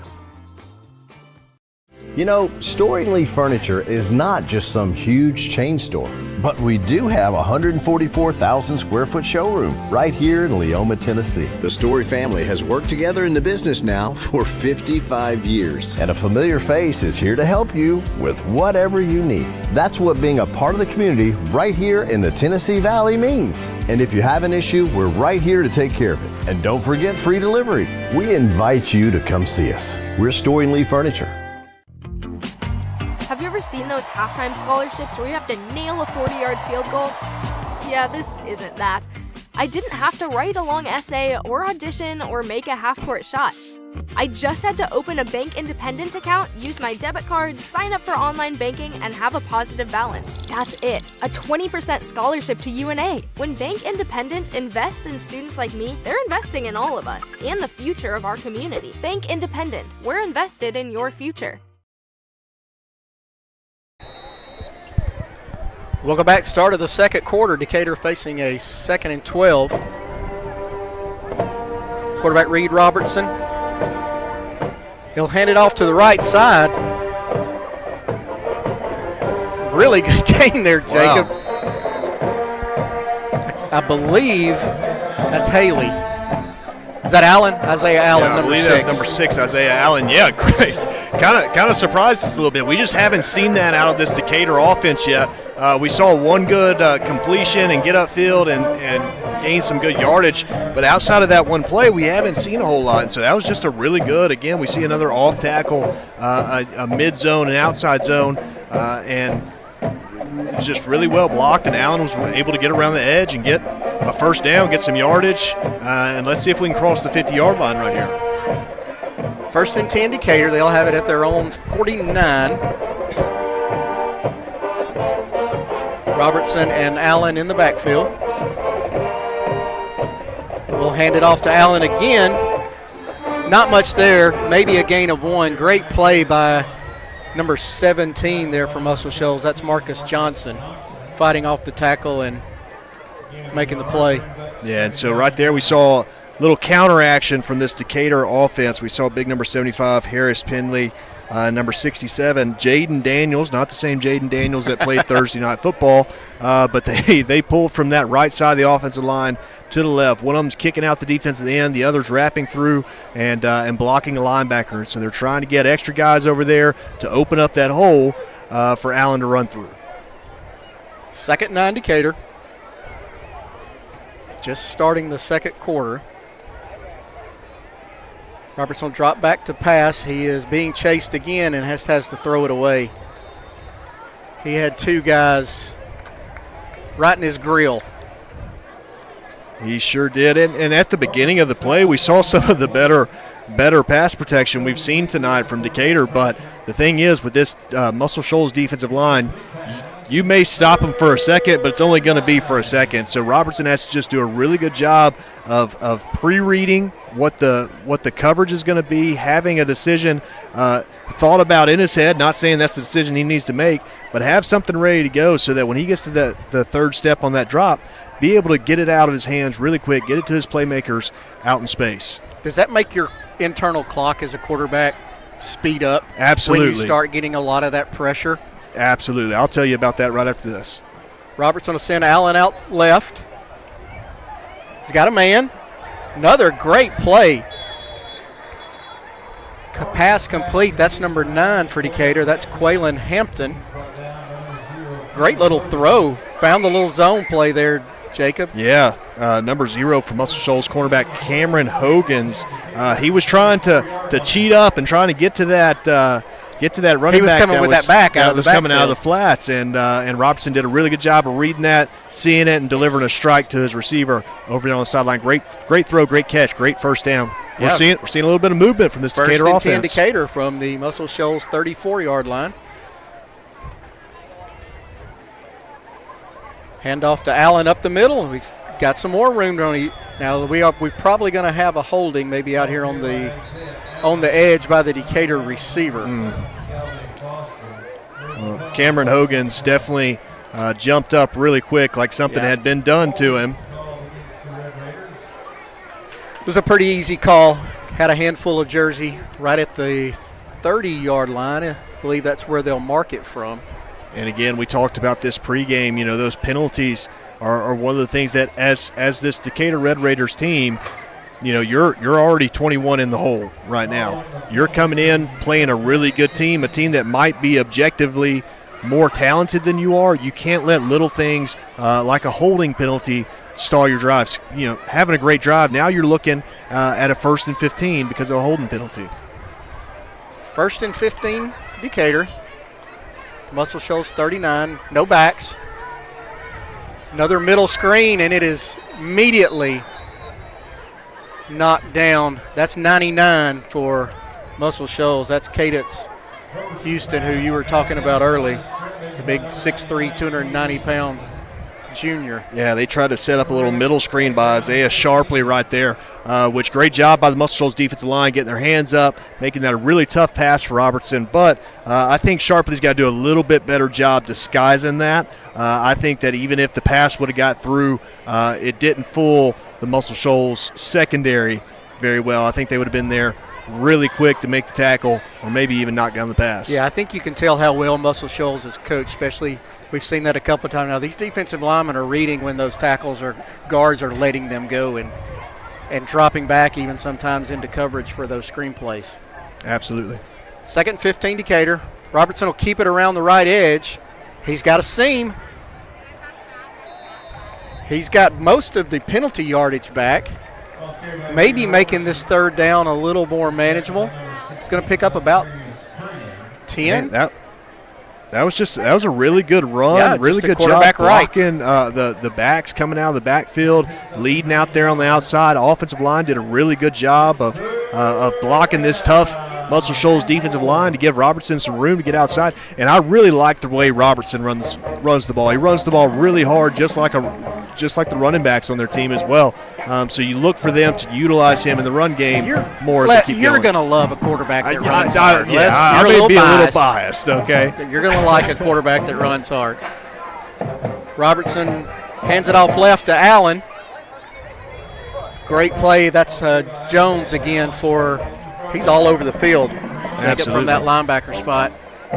Gain of 1, so that's going to bring up 4th and 4 for Decatur. And they'll leave the offense out on the field, trailing by 21, I think. Yeah, I think that's what Coach Ritter has in mind. He's got to try to get what he can right here to get his team back into this ball game. He's got a long ways to go. So it starts right here with this 4th down. But I think also he's probably got in his man, I need to keep the ball. Yeah, right. I don't want to give it back to this Muscle Shoals offense right now. Absolutely. Robertson. Uh-oh. Now we're going to have a false start maybe against Decatur. Yep. That's going to back them up, so now we're going to have a 4th and 9. Man, that makes this a little more difficult. You probably come into the game and you have in your playbook, in your scouting report, you probably have some plays for that 4th and short, 4th and medium. When you get back to the 4th and 9, man, I mean, you've got to draw up what's the pass play that you are most comfortable throwing and completing. Okay, because you got to have a completion here. You got to have maybe some yards after the catch. With the way this Muscle Shoals defensive line is rushing, you're going to have to get the ball out quick. They're showing blitz now, and they'll drop back. Oh. Overthrown. He had 2 men over there, and it's overthrown. It's intercepted by Muscle Shoals. And he's going to take it, Jake. We've got a flag now. We've got a flag at the 44, so we'll check that after this is over. That's number 2. That's Christian Pritchard. We've called his name a lot, Jacob. Well, I'm glad he finally got one because he's jumped a lot of routes. Yeah, and he finally got one in both hands. Let's see what the penalty is. It's going to be holding against Decatur, so that'll be declined. And he had an open guy. He did. Little curl route there, and just overshot him. Yeah, that was great protection. For the most part, it's as good as you can do against this very tough Muscle Shoals defensive line, but had enough time to make a throw. I just sailed it a little bit. And a lot of times that happens, Ashley, whenever you're in the pocket and you're going to throw, that front leg is so important. So if you're going to throw in that front leg, if your knee gets locked, it doesn't give your body enough room to follow through. So a lot of times that happens, and you sail them up high. Is that a lot of time what they're talking about when they say they're throwing it off their back leg? Well, that too, because you're not – if you're throwing it off your back leg, yeah. Muscle Shoals will take over. Clemens is going to go for it all. Pass is incomplete, but that was intended for 28. That's Samples again. I think we're going to have maybe a pass interference on Decatur. Yeah, I think you're right. It's 24, I think. Latavian Sykes maybe got there a little bit ahead of the ball. Yeah, and it is pass interference. So what Coach Basden saw right here, he said, we just got a turnover with a great return. He said, let's take a shot at the end zone. Let's go at him right now. The turnover creates a huge momentum shift, a huge energy shift. So it's all sitting in Muscle Shoals' lap right now. So let's take a shot at the end zone. And that's what we saw right there. And they were fortunate to get a pass interference, or maybe Decatur was fortunate enough that they were able to pass interfere, because if not, it would have been a touchdown. Clemens back to throw. He breaks a tackle, being harassed in the backfield. Does a good job of getting out and picking up what he can. I think he's going to gain maybe 2 yards. Great job by that Decatur defensive front.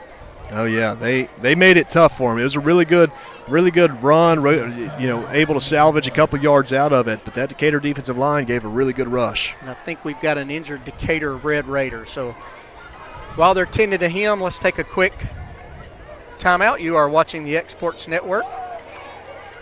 Coverage of high school football presented by Bank Independent. Have you ever seen those halftime scholarships where you have to nail a 40-yard field goal? Yeah, this isn't that. I didn't have to write a long essay or audition or make a half-court shot.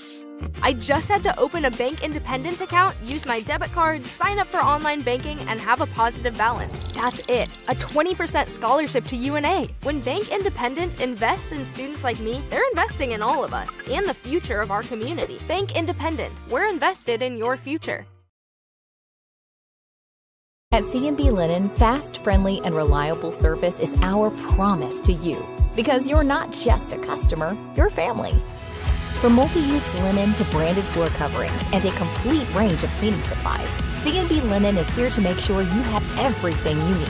From our high-quality products to our fast, friendly, and reliable service, you'll experience the difference with C&B Linen. Because you're not just a client, you're part of our family. You'll be winning with C&B Linen. Casey Justice, the injured player there for Decatur, he's helped off the field. 2nd and 9 now for Muscle Shoals. Handoff up the middle. That's Ezra Fowler on the carry. He'll pick up about 5, so 3rd and 4 Muscle Shoals. Yeah, and so this is one of the first real tests that this Muscle Shoals offense has had tonight. I'm not sure they've had a 3rd down. Is this the first 3rd down? It could be their first 3rd down. It's definitely their first 3rd down and some distance. And so we're going to see what Coach Basden and company dial up right here to convert this 3rd down. He'll shift Fowler out to the slot. Drops back to throw. And he's going to hit Fowler in the back of the end zone and just overthrows him. Had a step on his man, just a little bit too long, a step too long, and it'll fall incomplete. That'll bring up 4th and 4. Yeah, and that was a great play call right there. That's an inside fade. What we called that in college, we called that the fin route, fade from the inside. And so that outside receiver just runs a little stop route, gets the cornerback to commit up to him. That inside receiver is going to, attack his defender, and then he's going to break out. You got a lot of surface area out there. Muscle Shoals will go for it. 4th and 4. Clemens will have Tapscott to his right, and he'll hand it to him up the middle. Big hole. And they will easily convert the 4th and 4. Tackle made by Jacob Marshall there for Decatur from his linebacker spot. Yeah, and so on the left side right there, you see what they call a little tug block. And so what a tug block is, it's tackle under guard. And so your tackle, which after the shift, your tackle ended up being Ezra Fowler. Fowler went down, blocked the interior defensive lineman. Your guard pulled around, kicked out the defensive end, which is why that hole opened as big as it did. 1st and 10 from the 11. Tapscott again on the right. Another big hole, and he'll take it in for the Muscle Shoals touchdown. And just another great job. This Muscle Shoals offense, they're going to rely on that offensive line. As that offensive line goes, the offense goes. And you can just see guys just bullying this Decatur defensive line, pushing them back, creating big holes. I mean, this is a really easy night for the running backs. They've got a really easy job tonight. Well, I think what you can also see is how well this Muscle Shoals team is coached. Absolutely. They're doing things you're talking about that you probably didn't maybe see until you got to college. Right. Garcia's extra point is good with 6:07 remaining here in the 2nd quarter. Scores Muscle Shoals 28, Decatur nothing. We'll take a quick break. We'll be back with high school football presented by Bank Independent on the X Sports Network.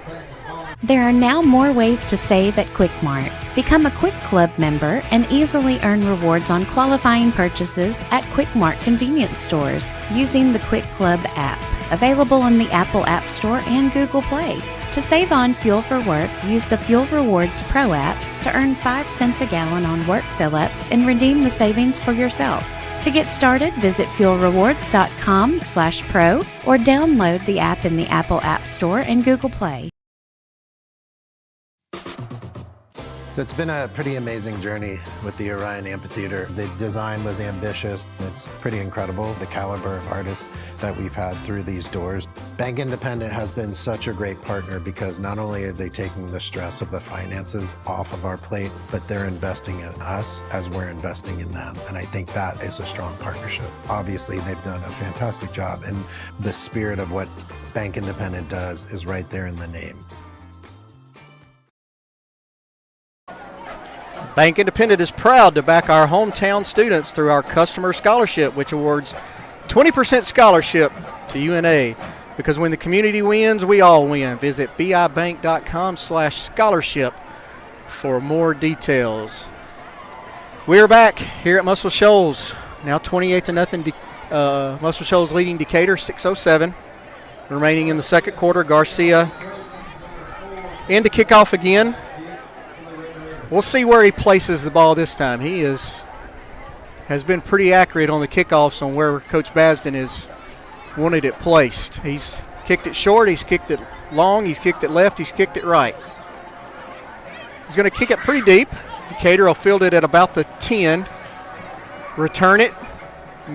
Get back out to about the 23, where they'll take over first and 10. That was number 6 for Decatur, Isaiah Allen, on the return. And so, Ashley, what we'd like to see here, we saw a really good offensive drive from Decatur last time. They just had a couple of penalties that just kept pushing them back. And so if we can see them build on some of those bigger plays that they had last drive, they might be able to put the ball in the end zone and at least make Muscle Shoals a little bit worried that they're going to start a comeback. I think what they've got to kind of do, Jacob, is even if they don't complete them, they got to start taking some deep shots. I think they got to try and get this cut. The screen passes and short passes, the defense for Muscle Shoals is jumping the route because they're not scared of getting beat over the top. I think you're absolutely right on that. Robertson back at quarterback. He'll hand it off up the middle. Not much there. The big guys, the big nasties there for Muscle Shoals, 97 and 99. Yeah, that was just Jackson Serapin and Cadence Houston closed that up quick. And you just see this Muscle Shoals defensive line. They do a good job of using their hands, and when I say that, they're getting their hands on this offensive line of Decatur, and they're watching that ball carrier. So if he cuts one way, they're shucking the offensive lineman the other and making that tackle and closing up what the running back thinks is a big hole. Robertson in the shotgun by himself in the backfield. He's got 5 receivers split out. Throw it short. It's going to be caught by Graham. Low throw, so he had to go down and get it, but a good job going down and getting it. Pick up about 5, make this third down for Decatur a little more manageable. 3rd and 5. Yeah, we've seen Decatur go for it on 4th down a couple of times. I don't think this is going to be the case. I think they need to go for it and try to get the first down right here, and they're going to come out in 5 wide to try to do that. 3 to the left, 2 to the right. Robertson looks right. Nobody there, and he is dropped. And this defensive line for Muscle Shoals is – you're going to see a lot of these guys, I think, playing on Saturdays. Really tough. Rushing only 4 guys. Yeah. Was able to get the quarterback. I would love to have seen Robertson whenever that first read wasn't there, because they're 5 wide. They had that defense all spread out across the field, and I would love to see Robertson. That first read's not there. I'd love for him to find a hole, find a track, and just tuck it and get what he could. Bryson Taylor into punt for Decatur. He gets this one off. Really good punt. Wow. All the way back to the 37. Great move. We're breaking tackles. That's Pritchard. Finally wrapped up and thrown down by Caden Oliver. Great punt, and another really good return there by Pritchard.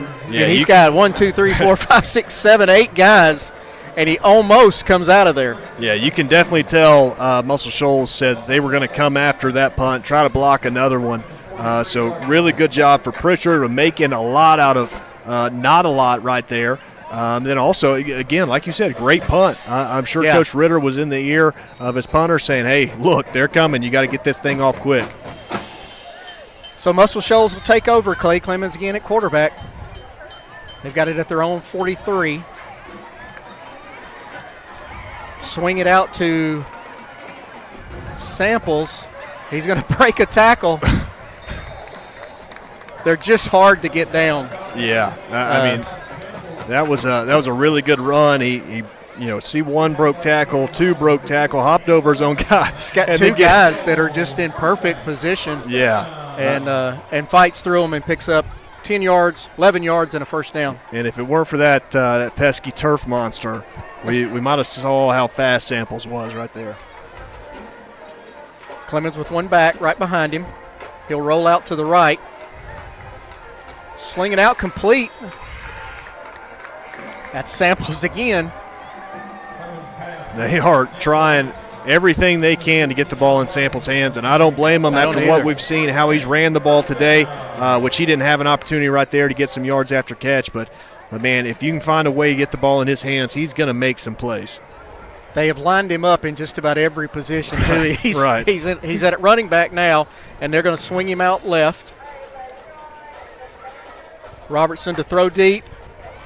It's just too. That's Draper when you're 6'6", 215, and the corners 5'7", 155. Yeah, that's just a tough matchup. That was a little too easy. This Muscle Shoals offense is clicking right now. Yeah, and so what you see right here is just a double post wheel. So you have the back coming out of the backfield running the wheel route down the sideline. You have an inside receiver and outside receiver. They're both running post. So you're hoping that inside receiver pulls the safety with him, which is what happened. Open it up for the second post, the back post by Draper. Yeah, that's Braden Simpson, 5'7", 155. That's a tough matchup. Garcia's kick is good. I think of the old clip that you've seen of the young high school basketball player trying to guard Zion Williamson when they were in high school. And yeah. And Draper did a good job using that frame right there, just completely blocking him out and easy pitch and catch. Yeah, and so we see this Muscle Shoals offense just continue to roll. I mean, they're known for this defense. This defense returned every starter from last year, so they're really experienced, really talented defense, and we're seeing that on display tonight. But what we're also seeing tonight is we're seeing that this offense is able to put up points. So when you think about what this looks like in the stretch, the long stretch, when you're getting into games late in November into December, not only do you have to have a great defense, but you also got to score some points. And Muscle Shoals is absolutely proven that they can do that tonight. And I think back to their 5 scoring drives, and I don't know what their longest scoring drive is, but it's not very far. Right. They've been set up in really good position, so good. Their defense is setting their offense up really easy. And now Garcia in to kick off for the 6th or 7th time, I think, in this first half. Decatur's got to get something going on this drive. Absolutely. Great kick. Oh, no. Oh, no. So can't tell who that is. That's number 5, I believe. That's Braden Simpson. No, that's not Simpson. No, 6. 6. That's Isaiah Allen. Oh, that touches it right at the 4 and doesn't catch it. Great kick by Garcia. Yeah, I mean, as impressive as this has been, I think I've just been impressive with Garcia and his ability on the kickoffs to really place the ball, whatever kick coverage they have called, he is playing right into it and making it so much easier for their kick coverage. Absolutely, and you were just saying that Decatur really needs something out of this drive, and again, like we've seen multiple times tonight, just little mistakes that are just shooting Decatur in the foot, and it's really making them tough to climb out of this hole and at least leave here with some points on the board. Robertson is in his end zone. He'll hand it off to Allen. Take it out right. Pick up a good gain. There we go. He'll take it out to about the 11 or 12, so pickup of 8. That gives them a little breathing room. You know, you get back there and you get backed up inside the 5-yard line. I know as a quarterback and as a running back, anybody that's going to be taking the ball into that mass of defensive linemen, you're thinking, oh, man, I've got to get these wheels going. I got to get them going quick. And I can imagine as a quarterback looking down and you're in the colored part of the end zone. It's not green, it's black because you're in the end zone. That's never a good a good feeling to know you really don't have very far to go back. Right, definitely changes your mindset. 2nd and 2 for Decatur. Robertson will take a little quarterback draw up the middle. He's hit pretty hard. Knocked back a little bit. I think he's going to lose. Devin Smith again. Also 95, Jason Tennyson. Yeah, and what we saw Decatur trying to set up there right there, they had the back motion out of the backfield. They've hit a couple of screen passes, a couple quick passes, some stick routes, some spacing routes out on the outside. And so what they did that time, set the running back in motion, had Robertson drop back like he was going to throw for 1 count, and then he tucked it in kind of like a quarterback draw. But that Muscle Shoals defense, great play call. I like the play call, but that Muscle Shoals defense is just extremely tough. I'll bring up 3rd and 2. Uh-oh. Robertson is, please blow that whistle. That's Cameron coming in there. And he may have gotten bailed out right there because, the center snapped the ball, right? So he might have been looking for some sort of snap infraction or an offsides or something like that. But if that center snaps the ball, you got to treat it like it's live. We'll see what the call is here. There was a penalty thrown by the far line judge. They're discussing it. I'm not sure they know maybe what happened. Well, it could have been one of those situations where, it felt weird, so they felt like they should blow the whistle, throw a flag. But whenever you get there and talk and they're discussing maybe, well, we didn't see anybody jump off sides, but we saw the snap, and then one person moved. And so I could easily see that being the discussion they're having down there. And so what we might get there is an inadvertent whistle. Yeah. And they just replay the down. Replay the down. They've added a 4th official to the discussion. Well, that always helps. It always helps when you bring more cooks in the kitchen. That's what I've always heard anyways. And look, these guys have a tough job. Absolutely. And we could not play this game without them. Right. The kids right. could not get to experience this.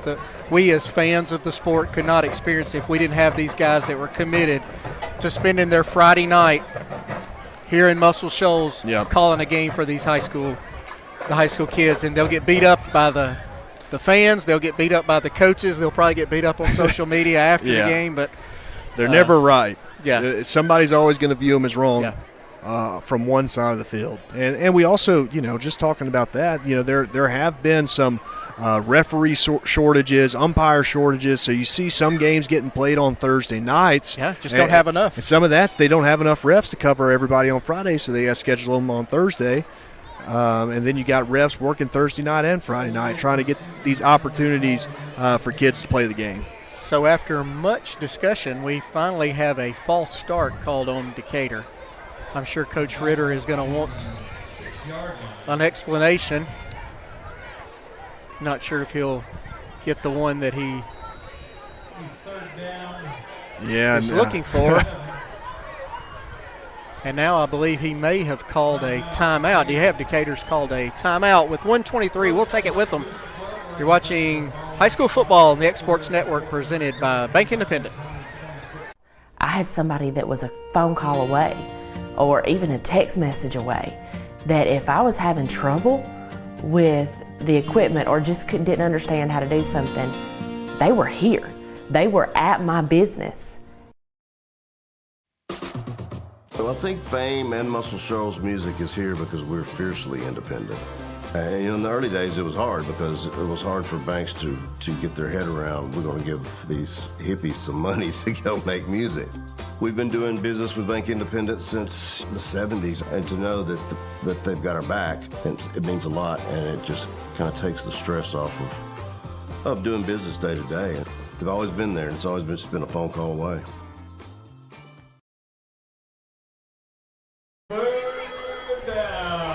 From your first down payment to your final touchdown in your dream home, Bank Independent's mortgage lending team is ready to get you across the goal line.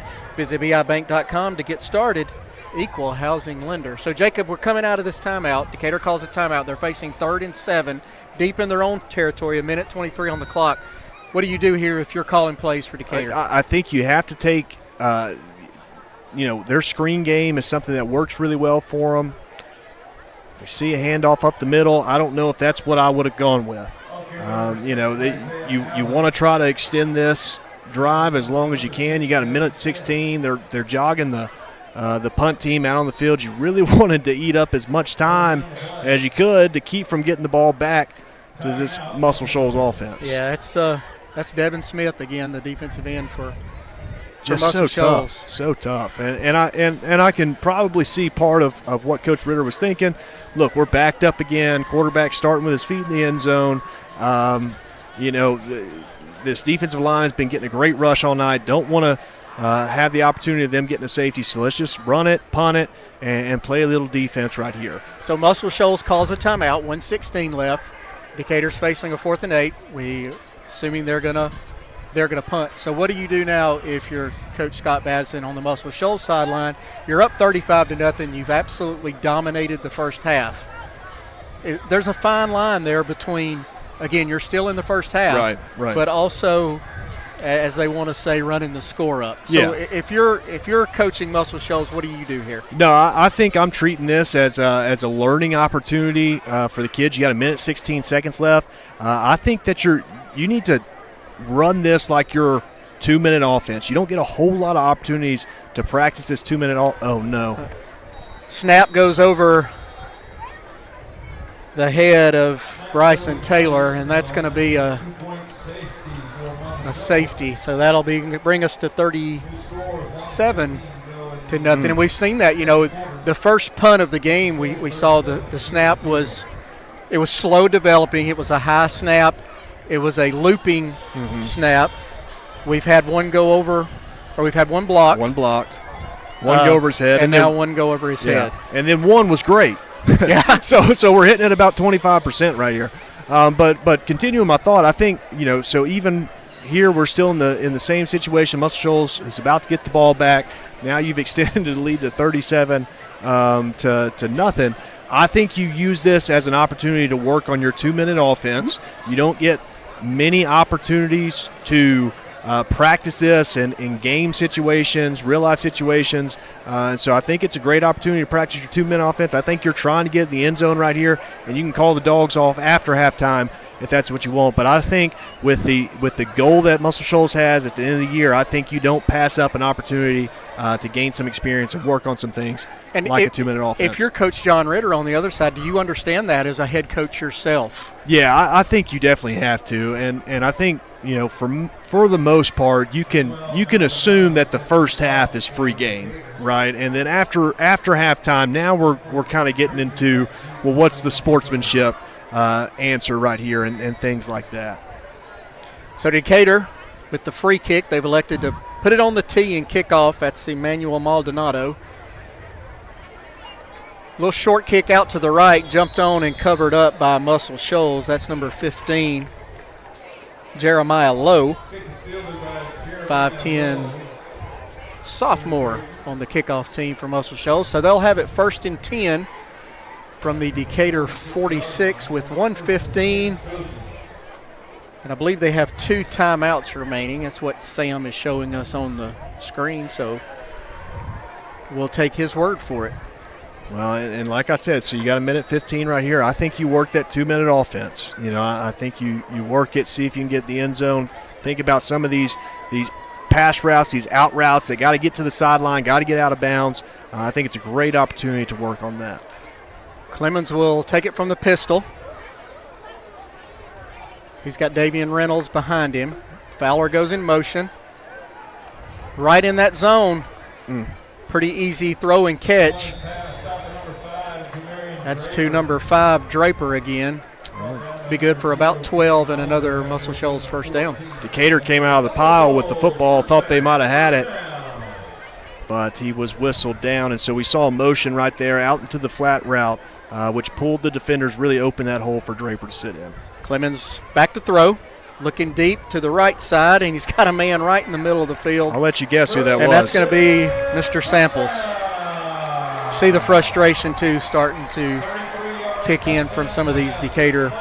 Decatur's got a great history and tradition of football, and You know, they've struggled the last couple of years as Coach Ritter has come in and tried to build this program back up. So this is not the last 2 years what they're accustomed to, and you can tell the players want to turn this thing around. I think they're just outmatched right now by this Muscle Shoals team. Yeah, I think you're exactly right. As we see Garcia's kick go up and through the goalpost to make that 44-0 as we close out this last minute of the first half. I think you're right. I think you do see a lot of frustration, not only from players and coaches, but fans who traveled here to watch this game, community, the community that supports Decatur High School and their football program. It's not what you're accustomed to, right? But this isn't a situation where, you know, you're recruiting 5-star athletes like you would in college. You know, sometimes there are just honest rebuilding situations or seasons that you have to go through. And like you mentioned earlier, Coach Ritter, he plays a lot of these younger guys, really getting them game experience. And so whenever you have that opportunity, you have a coach that's willing to invest in the younger players like Coach Ritter is, then you can expect things to make that turn at some point. Now, can we say it's going to be week 7, week 8? Is it going to be next year, 2 years from now? You can't necessarily say, but I think Coach Ritter, well, he has a track record. Right. He has a track record of going into schools where they may have been down and building them back up. He did it at Red Bay. He's done it at West Morgan, at Russellville. So he has that track record of pulling that off. Garcia with another little pooch kick, and if they don't get on it, we had a couple of guys from Decatur kind of watching it. That's going to be number 3 for Decatur. Isaiah Sharpley comes out with it. Yeah. So they may have dodged another bullet there, Jacob. They'll have 1st and 10. Looks like from their 29-yard line with 53 seconds remaining and 2 timeouts. Yeah, and this is really tough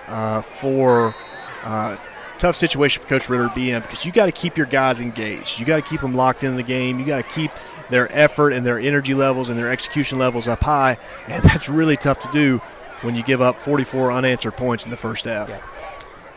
Robertson at quarterback. He'll hand it off on the inside to Allen. Play will pick up about 3. Excuse me, that's not Allen. That's 21 in the backfield now for Decatur. That's Haley.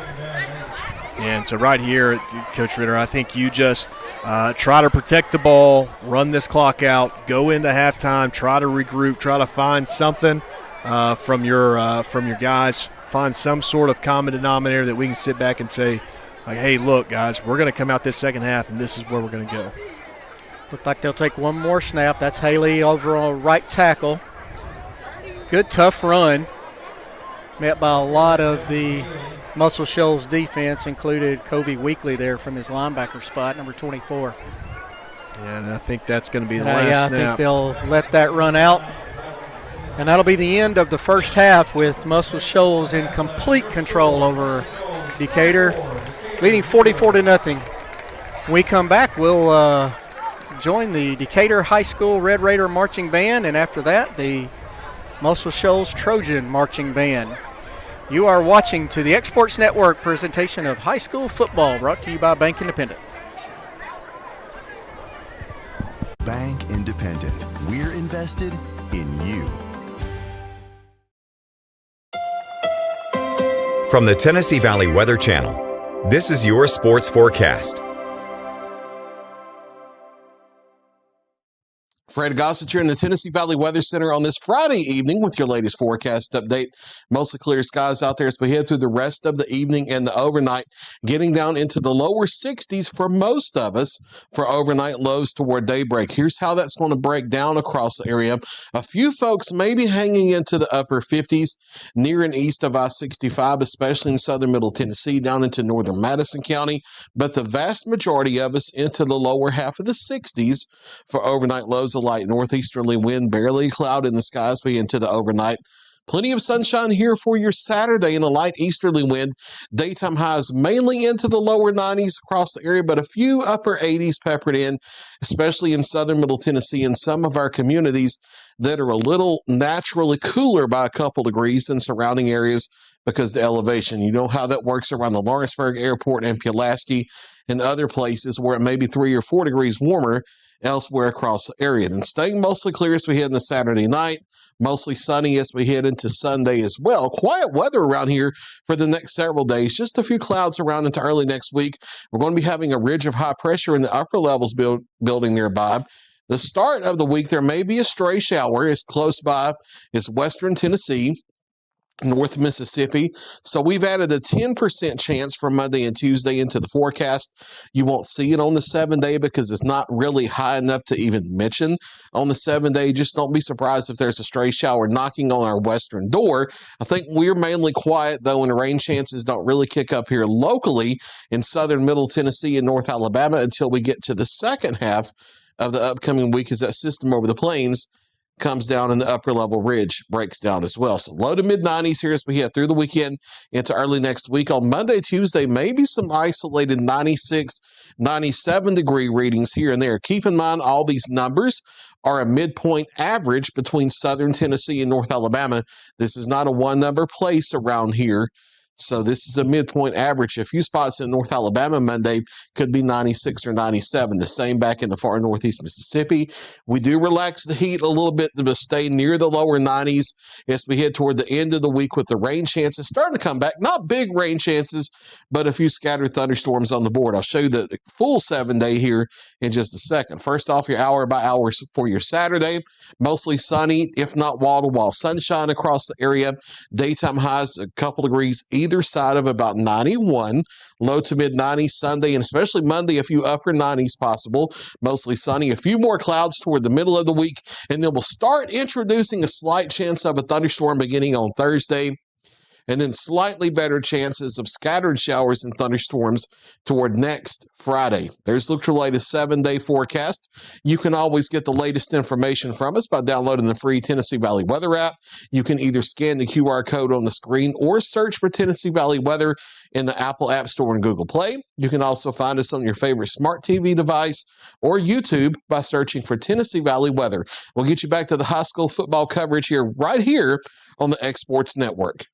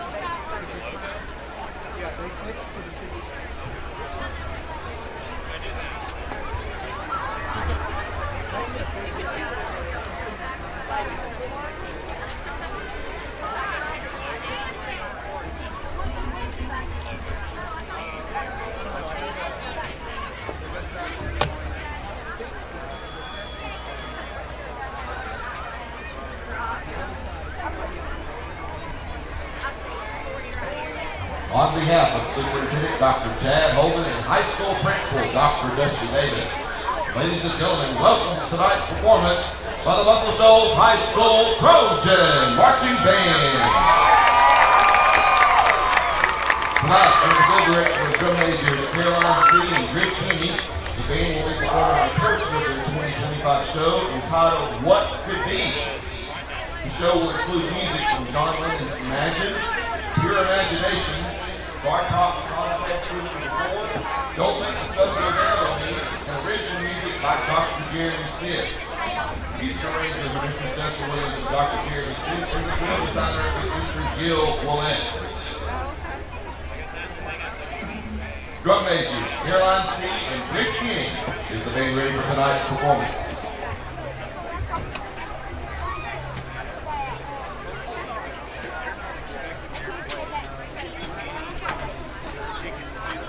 Performing this show, What Could Be.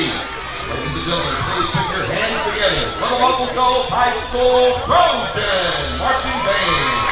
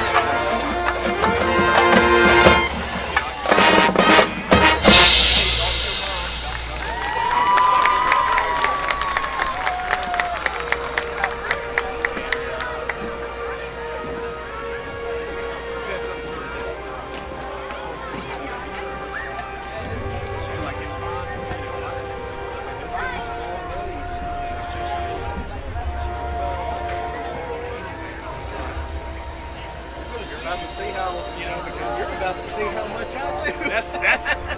That's what you're saying. That's what I said in here. That's what I said in here. Because Smart move not letting me come out here though. because it was, it's, her. Hey, I got you. Hey, I'm gonna go take a shot. But the thing about Kenzie, she's just stubborn.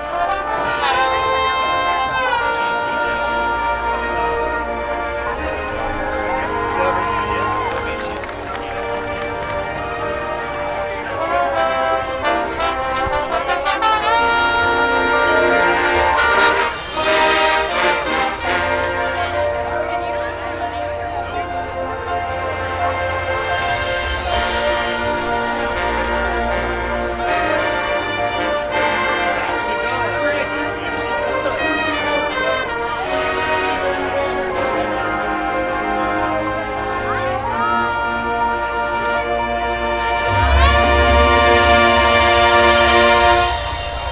Ladies and gentlemen, the Muscle Shoals High School Trojan Marching Band.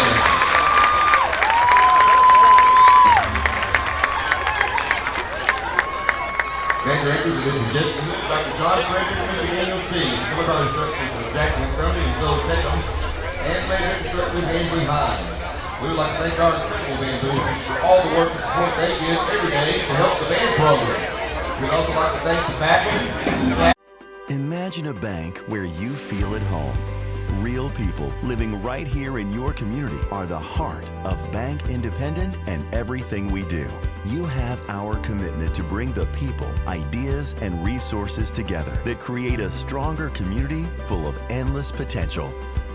For over 75 years, we've served this place we all call home. Bank Independent. We're invested in you.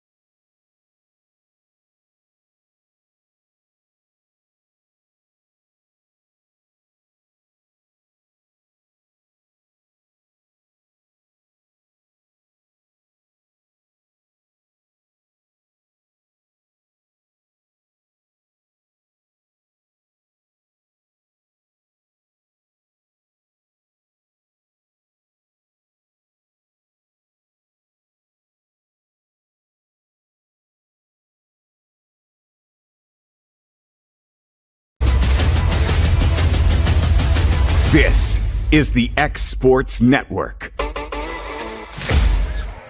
Welcome back as we get ready to start the second half here from James F. Moore Stadium here on the campus of Muscle Shoals High School. Muscle Shoals leading Decatur 44-0.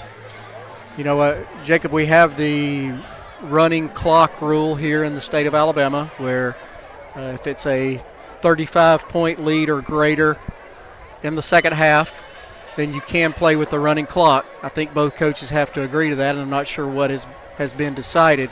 You know, Decatur may look like if this is a situation where we just need the reps. I mean, we may get beat 60-0, but we need the reps. Right. So let's again. I've asked you a couple of times what you would do as a coach. And what would you do? Well, and that's a really, really sticky decision that Coach Ritter has to make, because you do have these young guys that are still growing, still getting reps, and you want these guys to get reps against good competition, which is what Muscle Shoals is. But at the end of the day, 44-0 at halftime, you've got to try to salvage some sort of dignity when you walk out of the stadium.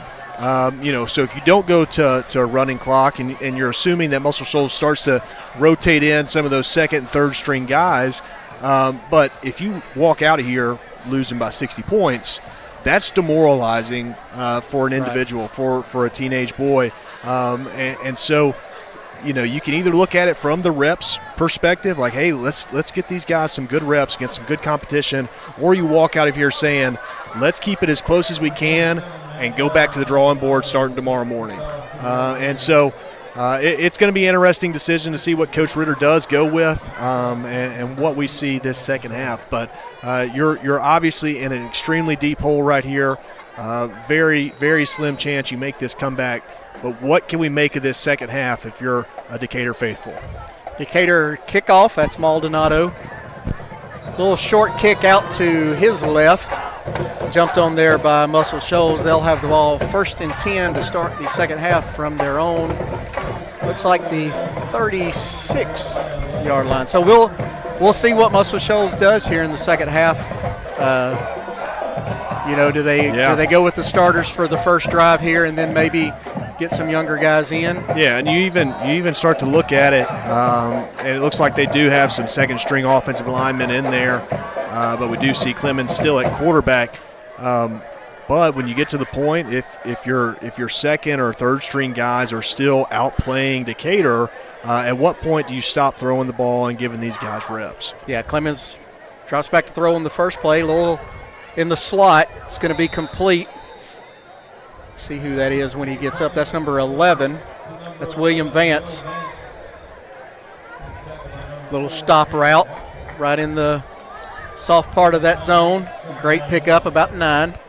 Bring up 2nd and 1. And that was just a very simple pitch and catch right there. And I really want to see Muscle Shoals offense start to work on some of this stuff. Little draw play. Wow. Great run. It's 34. That's Gage Warren, a 5'7", 130-pound sophomore with some wheels. Yeah, I mean, just kind of sliding through that defense, almost like it was a hot knife through some butter.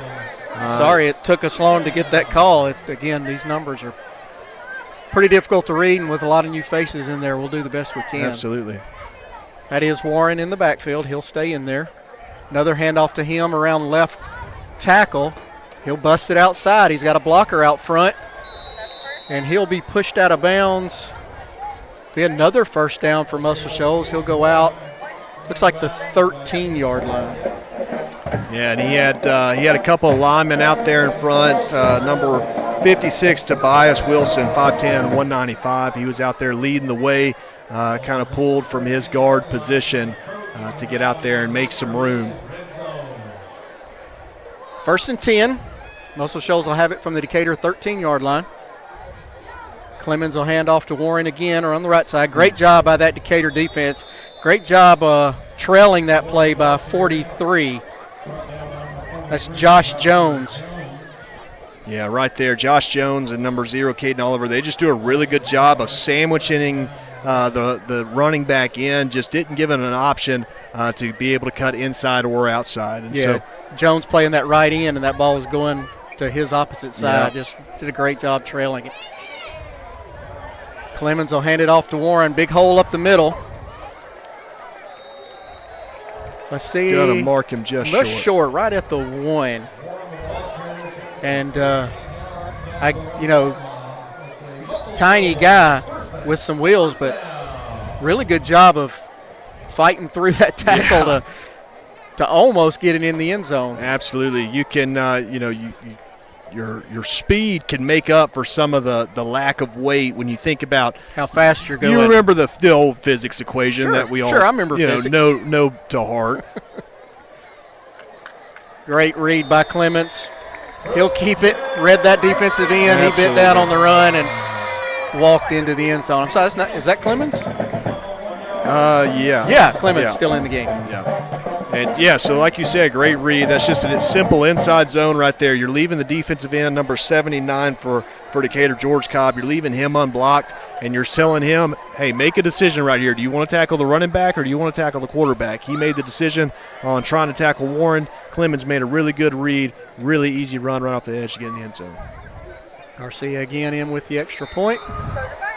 Great leg. I mean, this kid's got Yeah, when you think about what the goal is for this Muscle Shoals team at the end of the season, they've made it to the playoffs for 17 of of Coach Badston's 18 years.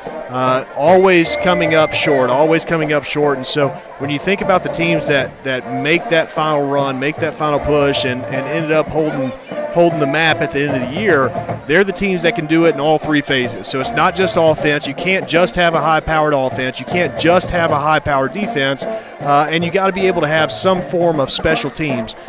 It might not mean much in this game right here, but what we've seen with Garcia and the way he's placing kickoffs and he's just booting these extra points through may not mean much in this game, but there's going to come a game down the line where he's going to have to make a 35-yard field goal, and he definitely has the leg for that. And those are the smaller things that can set apart those great teams from those historic teams. I think about, too, with what he's done on the kickoff tonight, what he's put on film for other coaches to have to watch who are going to play Muscle Shoals later. They're not going to sure what to do on kickoff return. Absolutely. And here we go again with a little pooch out to the right, fair catch by Decatur. That's good coaching, too, to know to call that fair catch. That's number 81 for Decatur, Conley Davidson. Yeah, and back to your point about the different looks that Garcia's putting on film, that just means that these opposing teams are going to have to spend extra time watching film, extra time game planning for the kickoff. That's time that's being taken away from game planning about what this offense looks like or what this defense looks like. They're putting more stuff in a returner's head. Well, if he kicks it here, here's what I got to do. If he kicks it over here, my decision may be different. So they're just putting a lot on.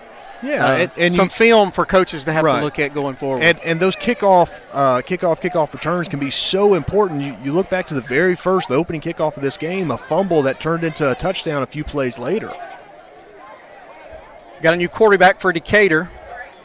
It's number 1, Donovan Jarman. He'll hand it off to Haley around the right side. He'll lose a couple. And Haley is a really good running back. He does a really good job, but when you have a high snap right there, you saw that it messed up his rhythm, his timing. He had to take his eyes off of the offensive lineman. And so once you teach a running back there, you teach him to make that pocket. Quarterback's got to stick it in the pocket, and so while the quarterback's sticking it in the pocket, your eyes are on the blocks, so you're already reading those blocks. If you get a high snap, now your eyes are off the blocks. Well, it throws the timing off of the throws whole play. everything off. Jarman, a 5'10 sophomore. He'll take a quarterback draw around the left side and pick up a couple, not very much. Had a lot of penetration in the backfield.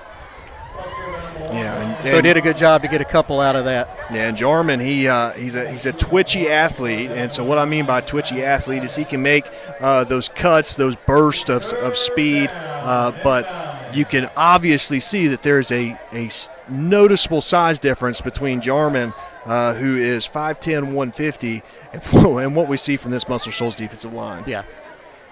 And I think the best position on this field to have is the Muscle Shoals linebacker, because you're not getting blocked at all with what that's up front. There's a sack. I think you could probably give that to any 4 of those defensive linemen for Muscle Shoals. And he had no time. That's the Alabama commit, Marion Johnson, the first guy there.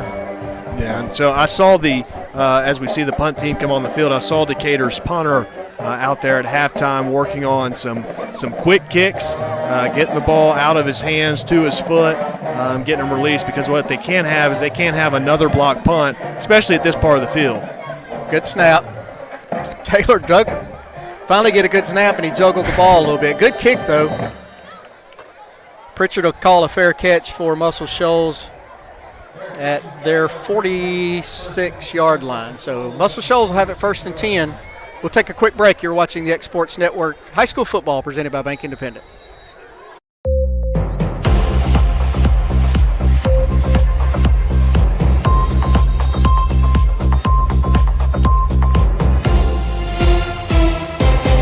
Have you ever seen those halftime scholarships where you have to nail a 40-yard field goal? Yeah, this isn't that. I just had to open a Bank Independent account and follow a few simple steps. That's it. A 20% scholarship to UNA. Bank Independent. We're invested in your future.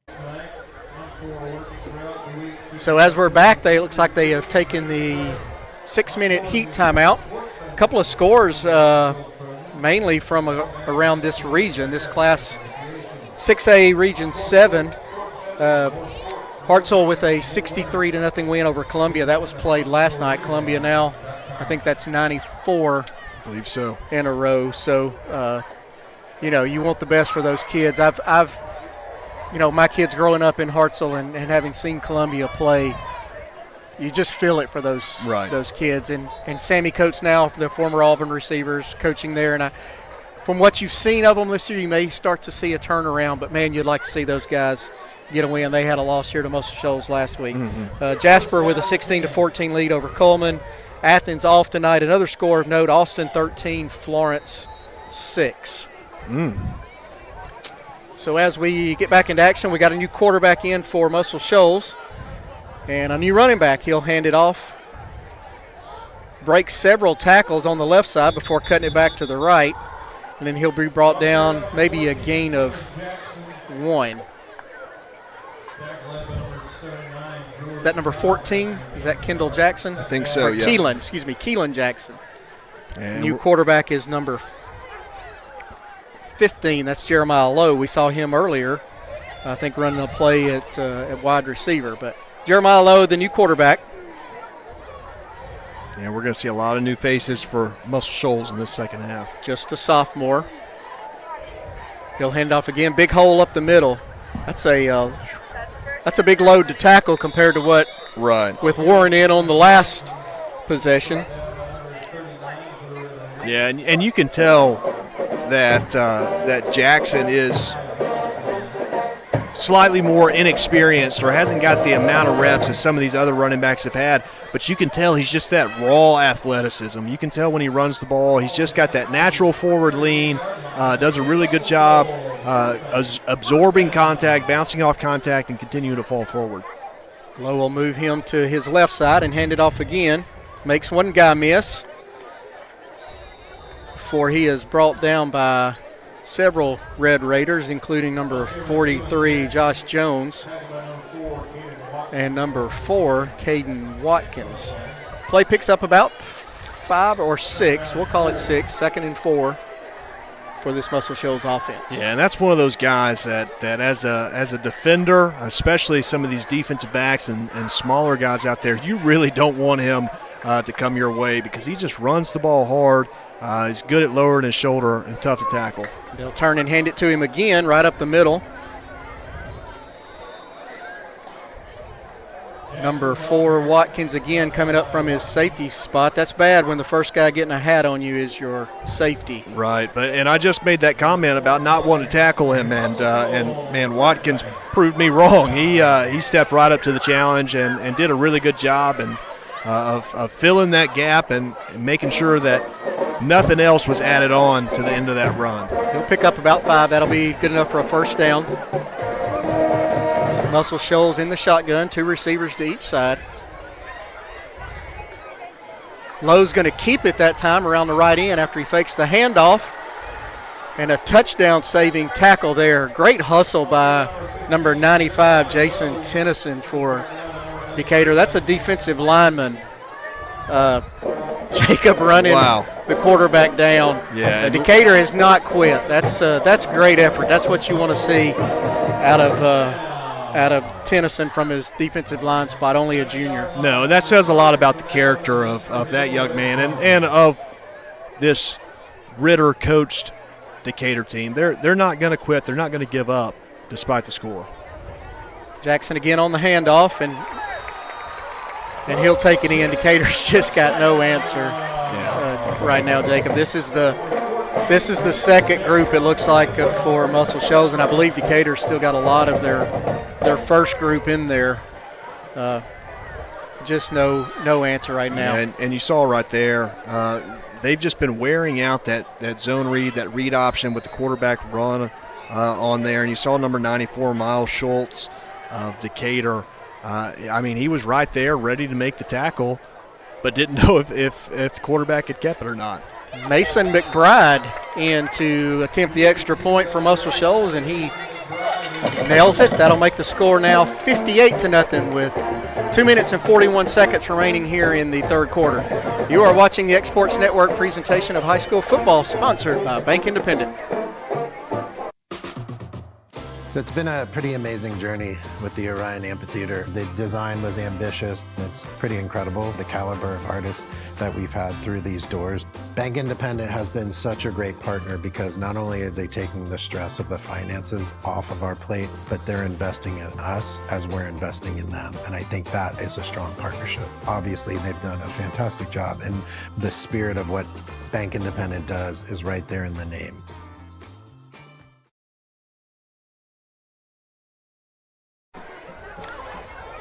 Great players need great coaches, and great students need great supporters. That's why Bank Independent offers our customer scholarship, providing a 20% scholarship to the University of North Alabama to help students reach their goals. Apply at bibank.com/scholarship.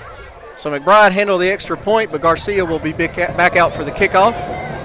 And again, another little pooch to the right. We'll have a fair catch. Well, we had one fair catch, and Grady Graham said, "No, I want to take and go."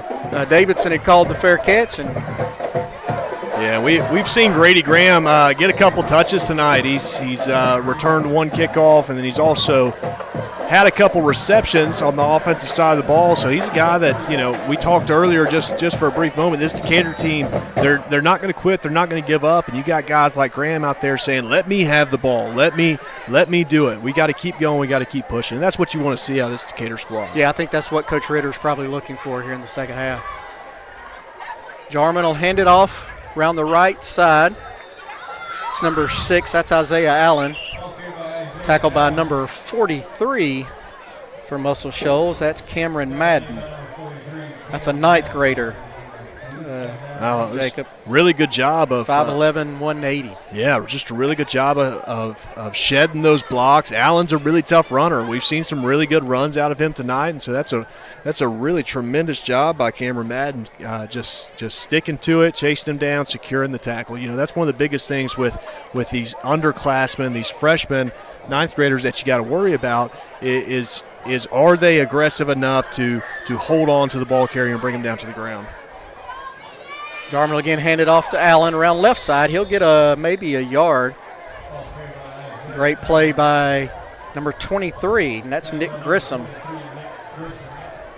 And you're starting to see some new faces on this Muscle Shoals defense, but you're not seeing a whole lot different as far as the gameplay. I mean, this second wave of Muscle Shoals defender is keeping the same ideology as the first string had. Well, I know you were Mr. Football in Tennessee and Mr. Perry County, and so you probably didn't sit the bench a lot.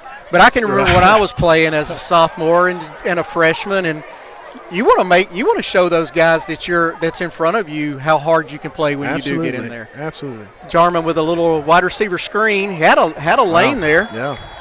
That's number 12, I believe. Is that Carrington Bell? Yeah, number 12, Carrington Bell on the reception. We got 2 blockers out there, and we just didn't get a hat on anybody. And again, just this Muscle Shoals defense, the way they swarm the ball carrier is just tremendous. And that's what, we've talked about it time and time again. This game, previous games. This is what Muscle Shoals is hanging their hat on this year is how good their defense is. And as you can tell from these second stringers, third stringers that are in here, it's not just the players, it's the mindset. Taylor into punt again. Really good punt. Take a bounce at about the 30 and hop out. Well, almost went out of bounds and came back. That's down there by number 45 for Decatur. That's Wallace Roby. We've come to the end of the third quarter. I believe we are playing with the running clock here, Jacob. So we'll take this quarter break. When we come back, we'll have the fourth quarter. You are watching high school football, the X Sports Network, presented by Bank Independent. Bank Independent. We're invested in you. Well, I think Fame and Muscle Shoals music is here because we're fiercely independent.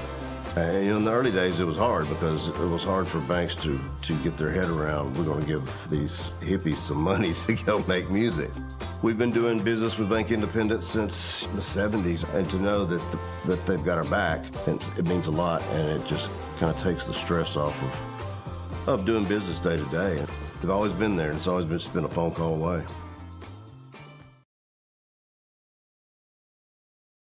There are now more ways to save at QuickMart. Become a Quick Club member and easily earn rewards on qualifying purchases at QuickMart convenience stores using the Quick Club app, available in the Apple App Store and Google Play.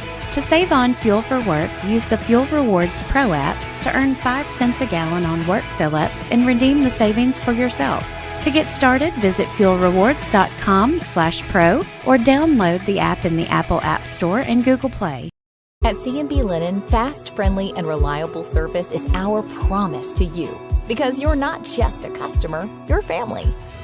From multi-use linen to branded floor coverings and a complete range of cleaning supplies, C&B Linen is here to make sure you have everything you need. From our high-quality products to our fast, friendly, and reliable service, you'll experience the difference with C&B Linen. Because you're not just a client, you're part of our family. You'll be winning with C&B Linen.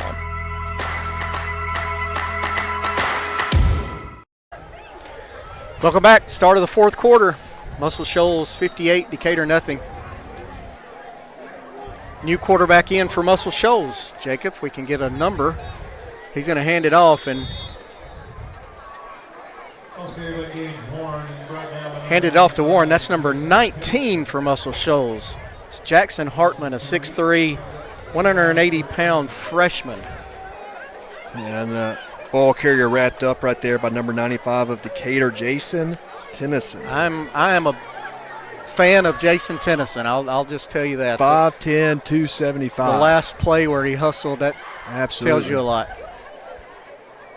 Hartman will hand it off to Warren, and the speed is kicking in.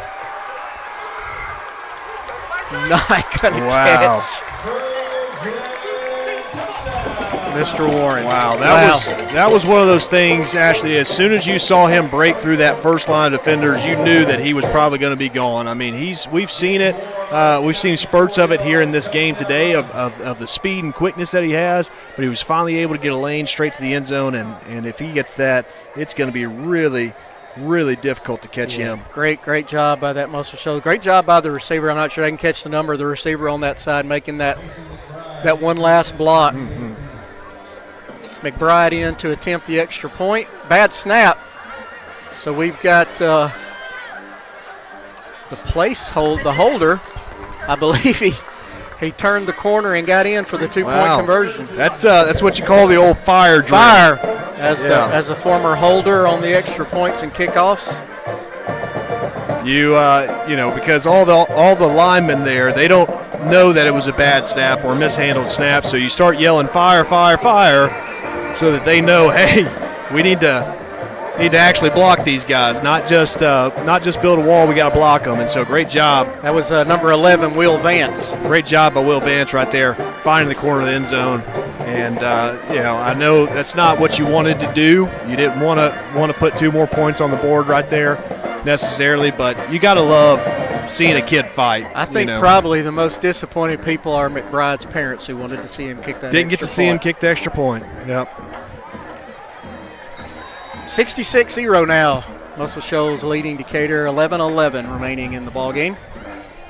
Garcia back in to kick off for the Trojans. Another little pooch out to this side. Fair catch called for and made at about the 29-yard line by number 18 for Decatur. That's Owen Murphy. I am curious, Ashley, that if Jorge Garcia just lined up and just booted it as far as he could, straight down the middle, where it would end up. Well, he's had a couple go to the 5 or even just a bit inside. So yeah, he's definitely got a good leg on him, which makes a big difference, especially in high school football. If you can pin it back there and have the returners catch it inside the 10-yard line, I mean, that is a complete field shift. Jarman still in at quarterback for Decatur. He took over the second half for Reed Robertson. He'll hand it off up the middle. Oh. Absolutely nowhere to go. Get us a number for that on Muscle Shoals. That's number 23, or is that? Got the replay 30 here by Sam. Great play. Number 30, Kylan Weekly. I mean, great job reading the blocks, reading the offensive line, finding that gap and filling it and filling it with some authority. That was Haley on the carry for Decatur. I've really wanted to see Haley get loose on one, and he's had a pretty decent season up to this point. You can tell by watching him, he does have some really, really strong athletic ability. I'd really like to see him break one. Jarman back to pass, again pressured, gets it out. Almost intercepted. It was intended for Murphy, almost intercepted by, let's see who that is for Muscle Shoals. Jarman did a really good job right there, moving around in the pocket, keeping both hands on the ball. Just good technical quarterback abilities right there. I believe that's Brandon Armstead, number 18, that came in to break it up. For Muscle Shoals, 3rd and 10. Again, it looks like the coaches did agree to play with a running clock here in the second half, so it was an incomplete pass, but the clock is running. Coming up on 9 minutes remaining.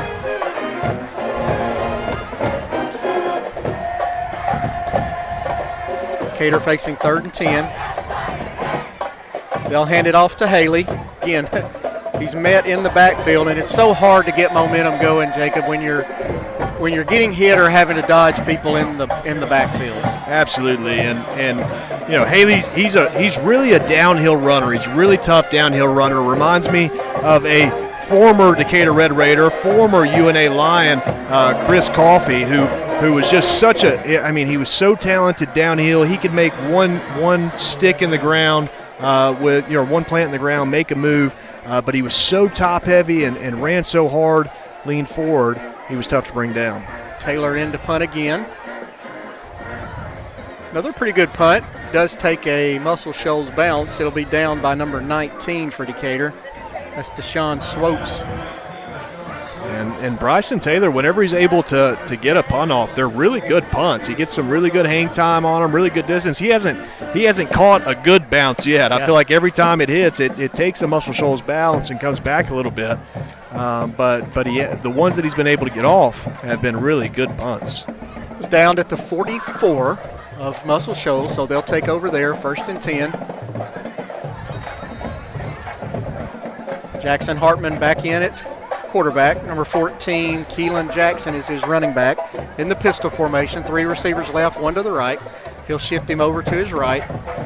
He'll hand it off to Jackson. Great play by that Decatur defense. Yeah, looked like that was led by 79? 79 and 91. So 79, George Cobb, 91, Emmanuel Gant. Doing a really good job of plugging that up in the middle, making it really tough sledding. Play will lose 2. That'll bring up 2nd and 12 for this Muscle Shoals offense. And so, Ashley, while they're getting ready, getting the play in, we've had a really great crowd here tonight, especially on the Muscle Shoals side, and even given the score, they've stuck around. Can't tell who we snuck back in the backfield, but it did not look like Jackson. Yeah, it was Jackson. He'll take it over the left side.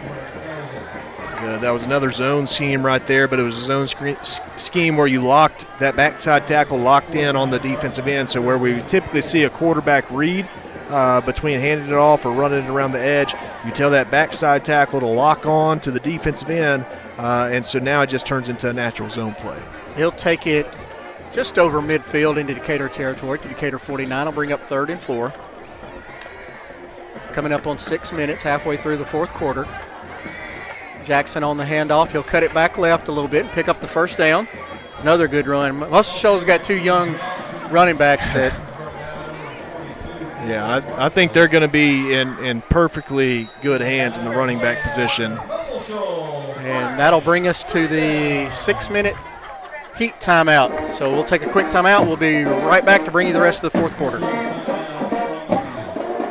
C&B Linen, fast, friendly, and reliable service is our promise to you. Because you're not just a customer, you're family. From multi-use linen to branded floor coverings and a complete range of cleaning supplies, C&B Linen is here to make sure you have everything you need. From our high-quality products to our fast, friendly, and reliable service, you'll experience the difference with C&B Linen. Because you're not just a client, you're part of our family. You'll be winning with C&B Linen. Bank Independent. We're invested in you.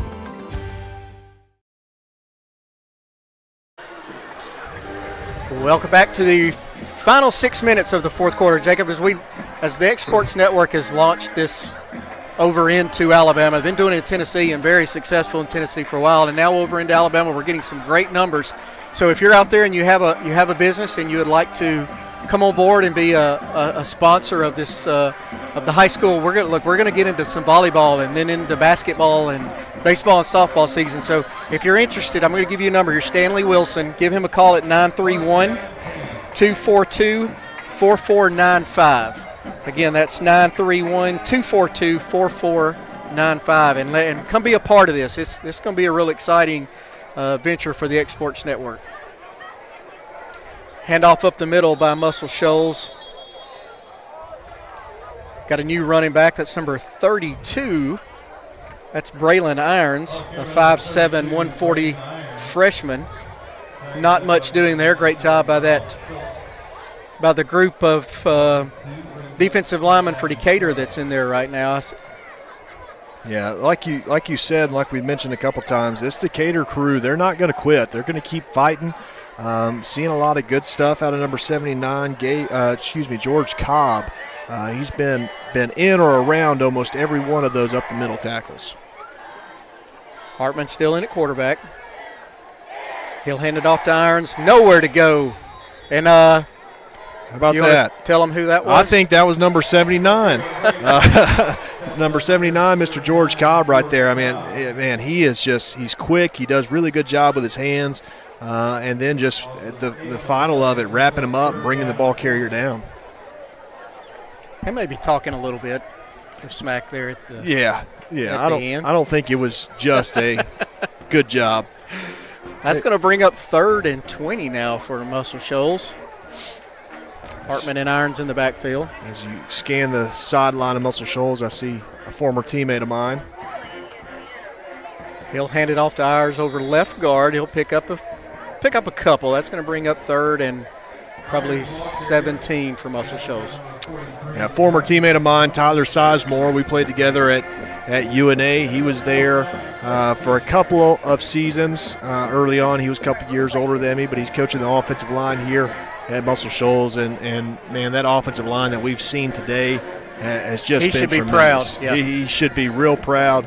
If I know Sizemore, he's still going to be critical of his guys. He's going to teach them where they need to teach, and and help them learn. But he's also going to love on the kids, and that's what you got to do to be a successful coach. You got to coach them hard, but love them harder. Yeah, and I think all these high school coaches, let's be honest, they're not in it for the money. Right. But, man, the opportunity to take a young person and develop, and you and I have both gone through that and still look back at some of our coaches that we had, even growing up in youth ball and now into high school, what influence that they play on you for the rest of your life. Absolutely, and I couldn't agree with that more, and it's a great opportunity for these coaches, and it's a great opportunity for these kids as well to have that mentor in their life, that's outside of their home. It's good for these kids to experience leadership and authority from different types of individuals and learn how to grow and work their way through that. One of the biggest influences in my life was my middle school basketball coach. Yeah. I mean, I was 12, 13, 14 years old, and he made an impact on me and the guys around me that he probably didn't even realize it at the time, what it meant to us. Muscle Shoals will punt it away here. Wow, great punt. He'll take a bounce at about the 25 and be downed right there by Muscle Shoals. Decatur will take over. Again, clock is running. Coming up on 2 minutes remaining. Decatur will take over there, 1st and 10, as the Muscle Shoals band is getting the rest of the noise out, as they say, before they head home and pack it in for a night. I've really enjoyed watching both these bands. The effort that these kids put in. We talk about absolutely. the team, but the work that they do a lot of times kind of goes unnoticed. Jarman's pass complete out to this side to number 12, Carrington Bell. Yeah, He's tackled immediately. And you think about the atmosphere that you have here at Muscle Shoals, that you have in all of these high schools across the North Alabama and in the Southern Middle Tennessee. That plays such a big role in how the fans experience the game, how the players experience the game. And how the other students. Great throw there by Decatur. Yeah. Oh, no. Oh.